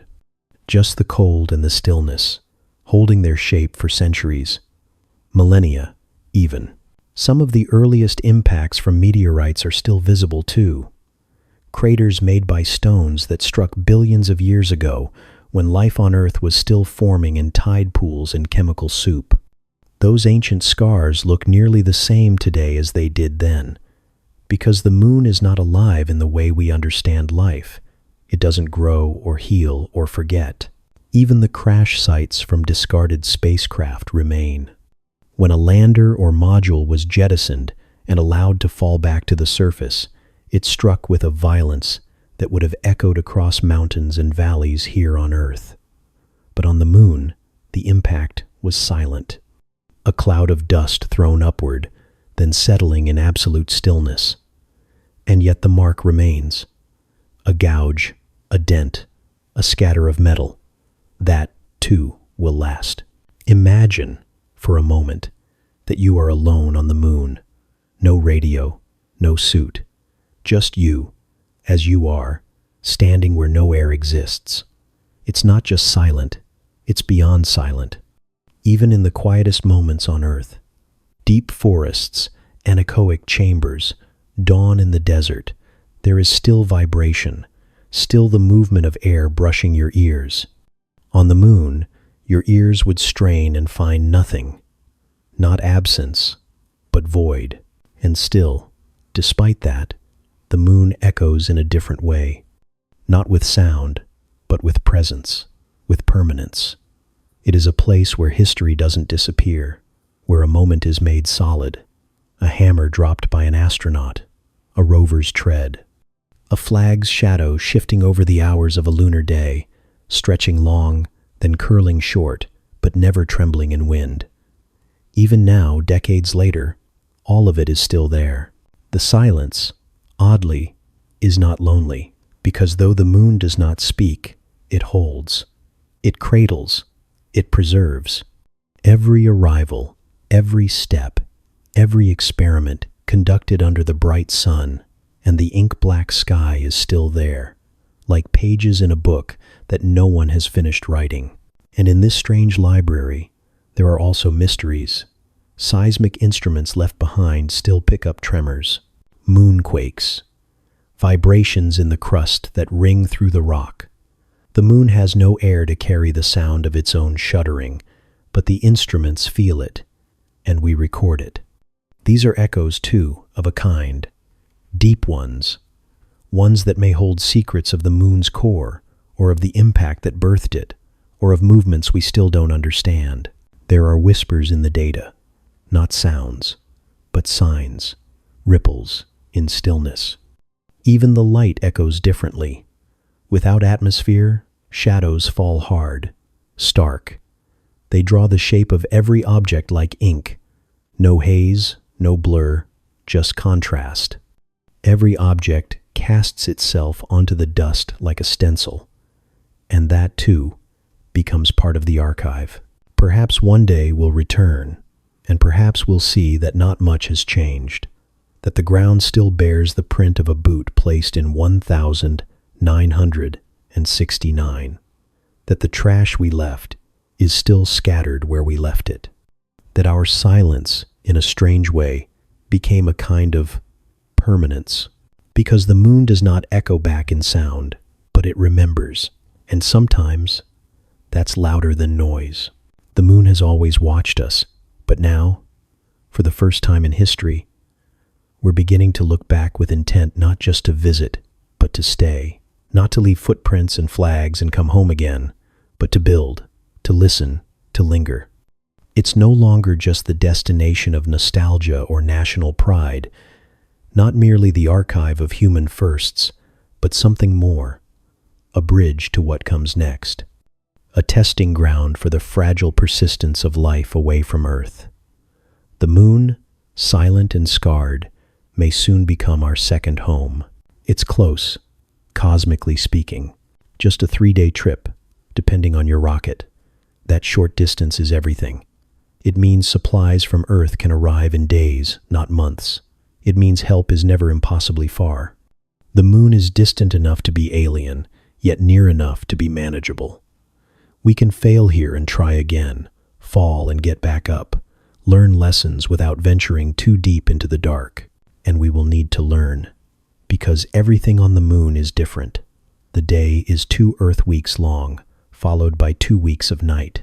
The surface bakes, then freezes. Radiation pours down unfiltered. Dust clings like ash and cuts like glass.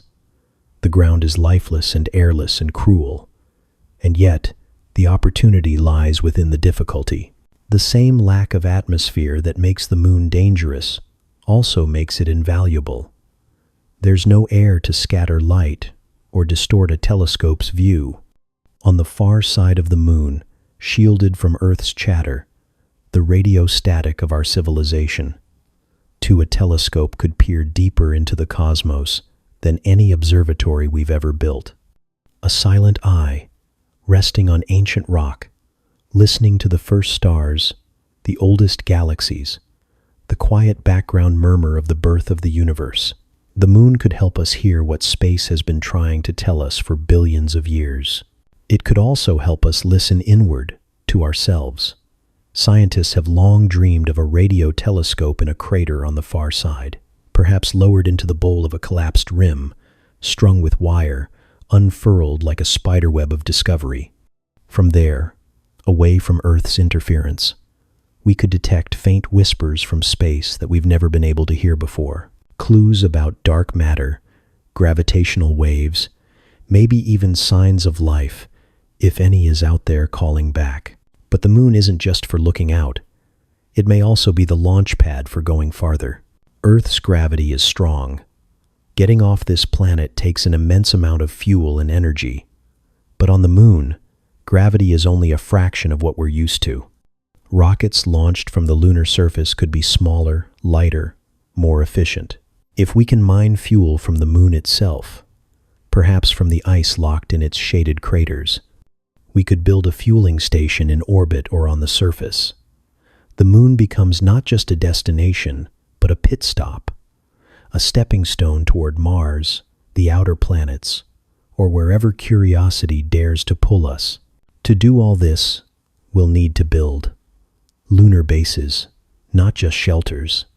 Habitats carved into lava tubes beneath the surface, protected from radiation and micrometeorites.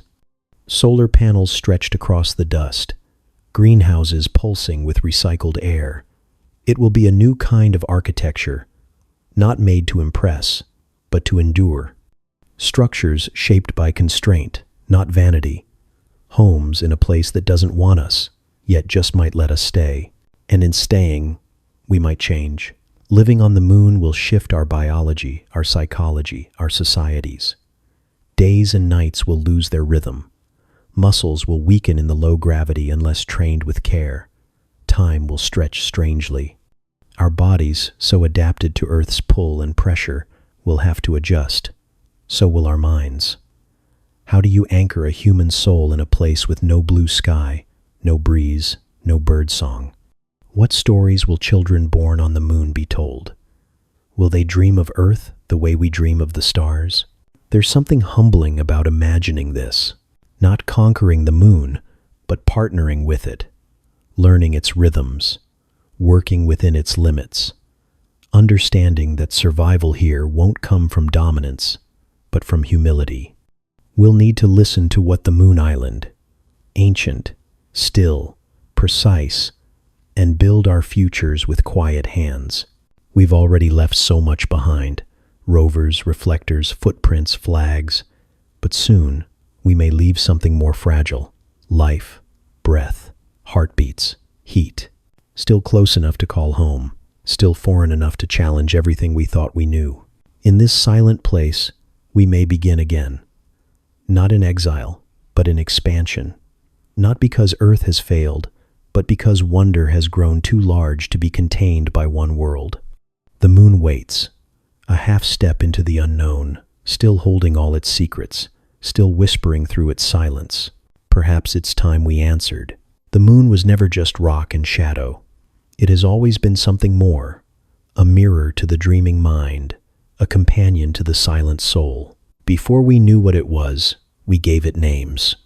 We called it goddess, lantern, omen, clock. We shaped its phases into stories and tied our fates to its cycles. The moon became a rhythm we could see, a soft breath in the sky to remind us that time was moving, that change was coming, that we were not alone. It has whispered through every age of humanity. It hung over the first fires, watched the first dances, lit the way for the first migrations. It was written into the oldest songs and carved into bone and stone. Its waxing and waning gave structure to calendars long before cities rose from dust. Sailors watched it pull the sea. Poets chased it with metaphors. Lovers leaned into it and made promises they weren't sure how to keep. And every child, at some moment, has looked up and felt something difficult to name, something slow and round and strangely eternal. And you felt it too. Maybe not all at once, maybe only in passing. A glance up through a car window, or in the quiet between conversations, a moment before bed, pulling curtains against its glow. Or maybe in a time of loss or loneliness, when the night felt bigger than usual, and there it was, unchanged, unblinking, impossibly present. The moon has a way of showing up when words fall short. It doesn't fix anything. It doesn't try to, but it's there, and sometimes that's enough. You are made of earth, but earth is not separate from the moon. You feel the tides because the moon pulls them. Your body holds salt water that still remembers ancient oceans, which in turn remember the tug of the moon. It moves the sea, and the sea moves in you. You're shaped, in small, invisible ways, by a world you've never walked on, and maybe never will. But it doesn't matter. Proximity was never the only kind of intimacy. In your life, the moon has meant different things at different times. Sometimes it was a clock for the night. Sometimes it was a curiosity, something you traced with your finger just to see if it followed. Sometimes it felt like a secret, one you shared with someone else, or one you kept to yourself. Sometimes it watched over you without asking for anything. Sometimes it asked questions you didn't know how to answer.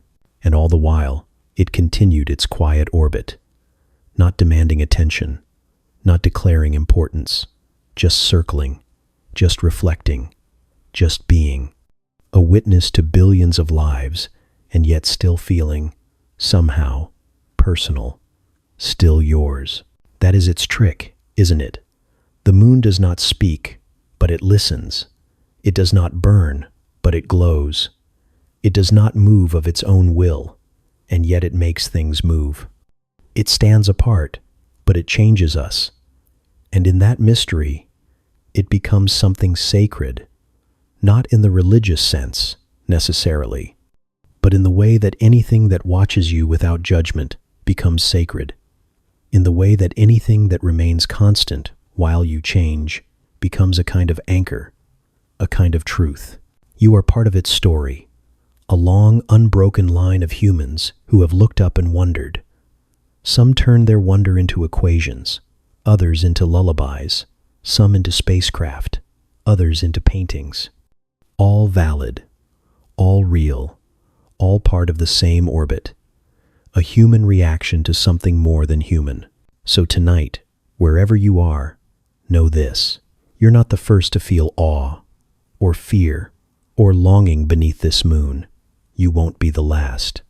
You're participating in a quiet tradition older than history, a tradition of looking up and feeling something stir, a tradition of attaching your fleeting, fragile life to something you'll never touch, but that somehow touches you.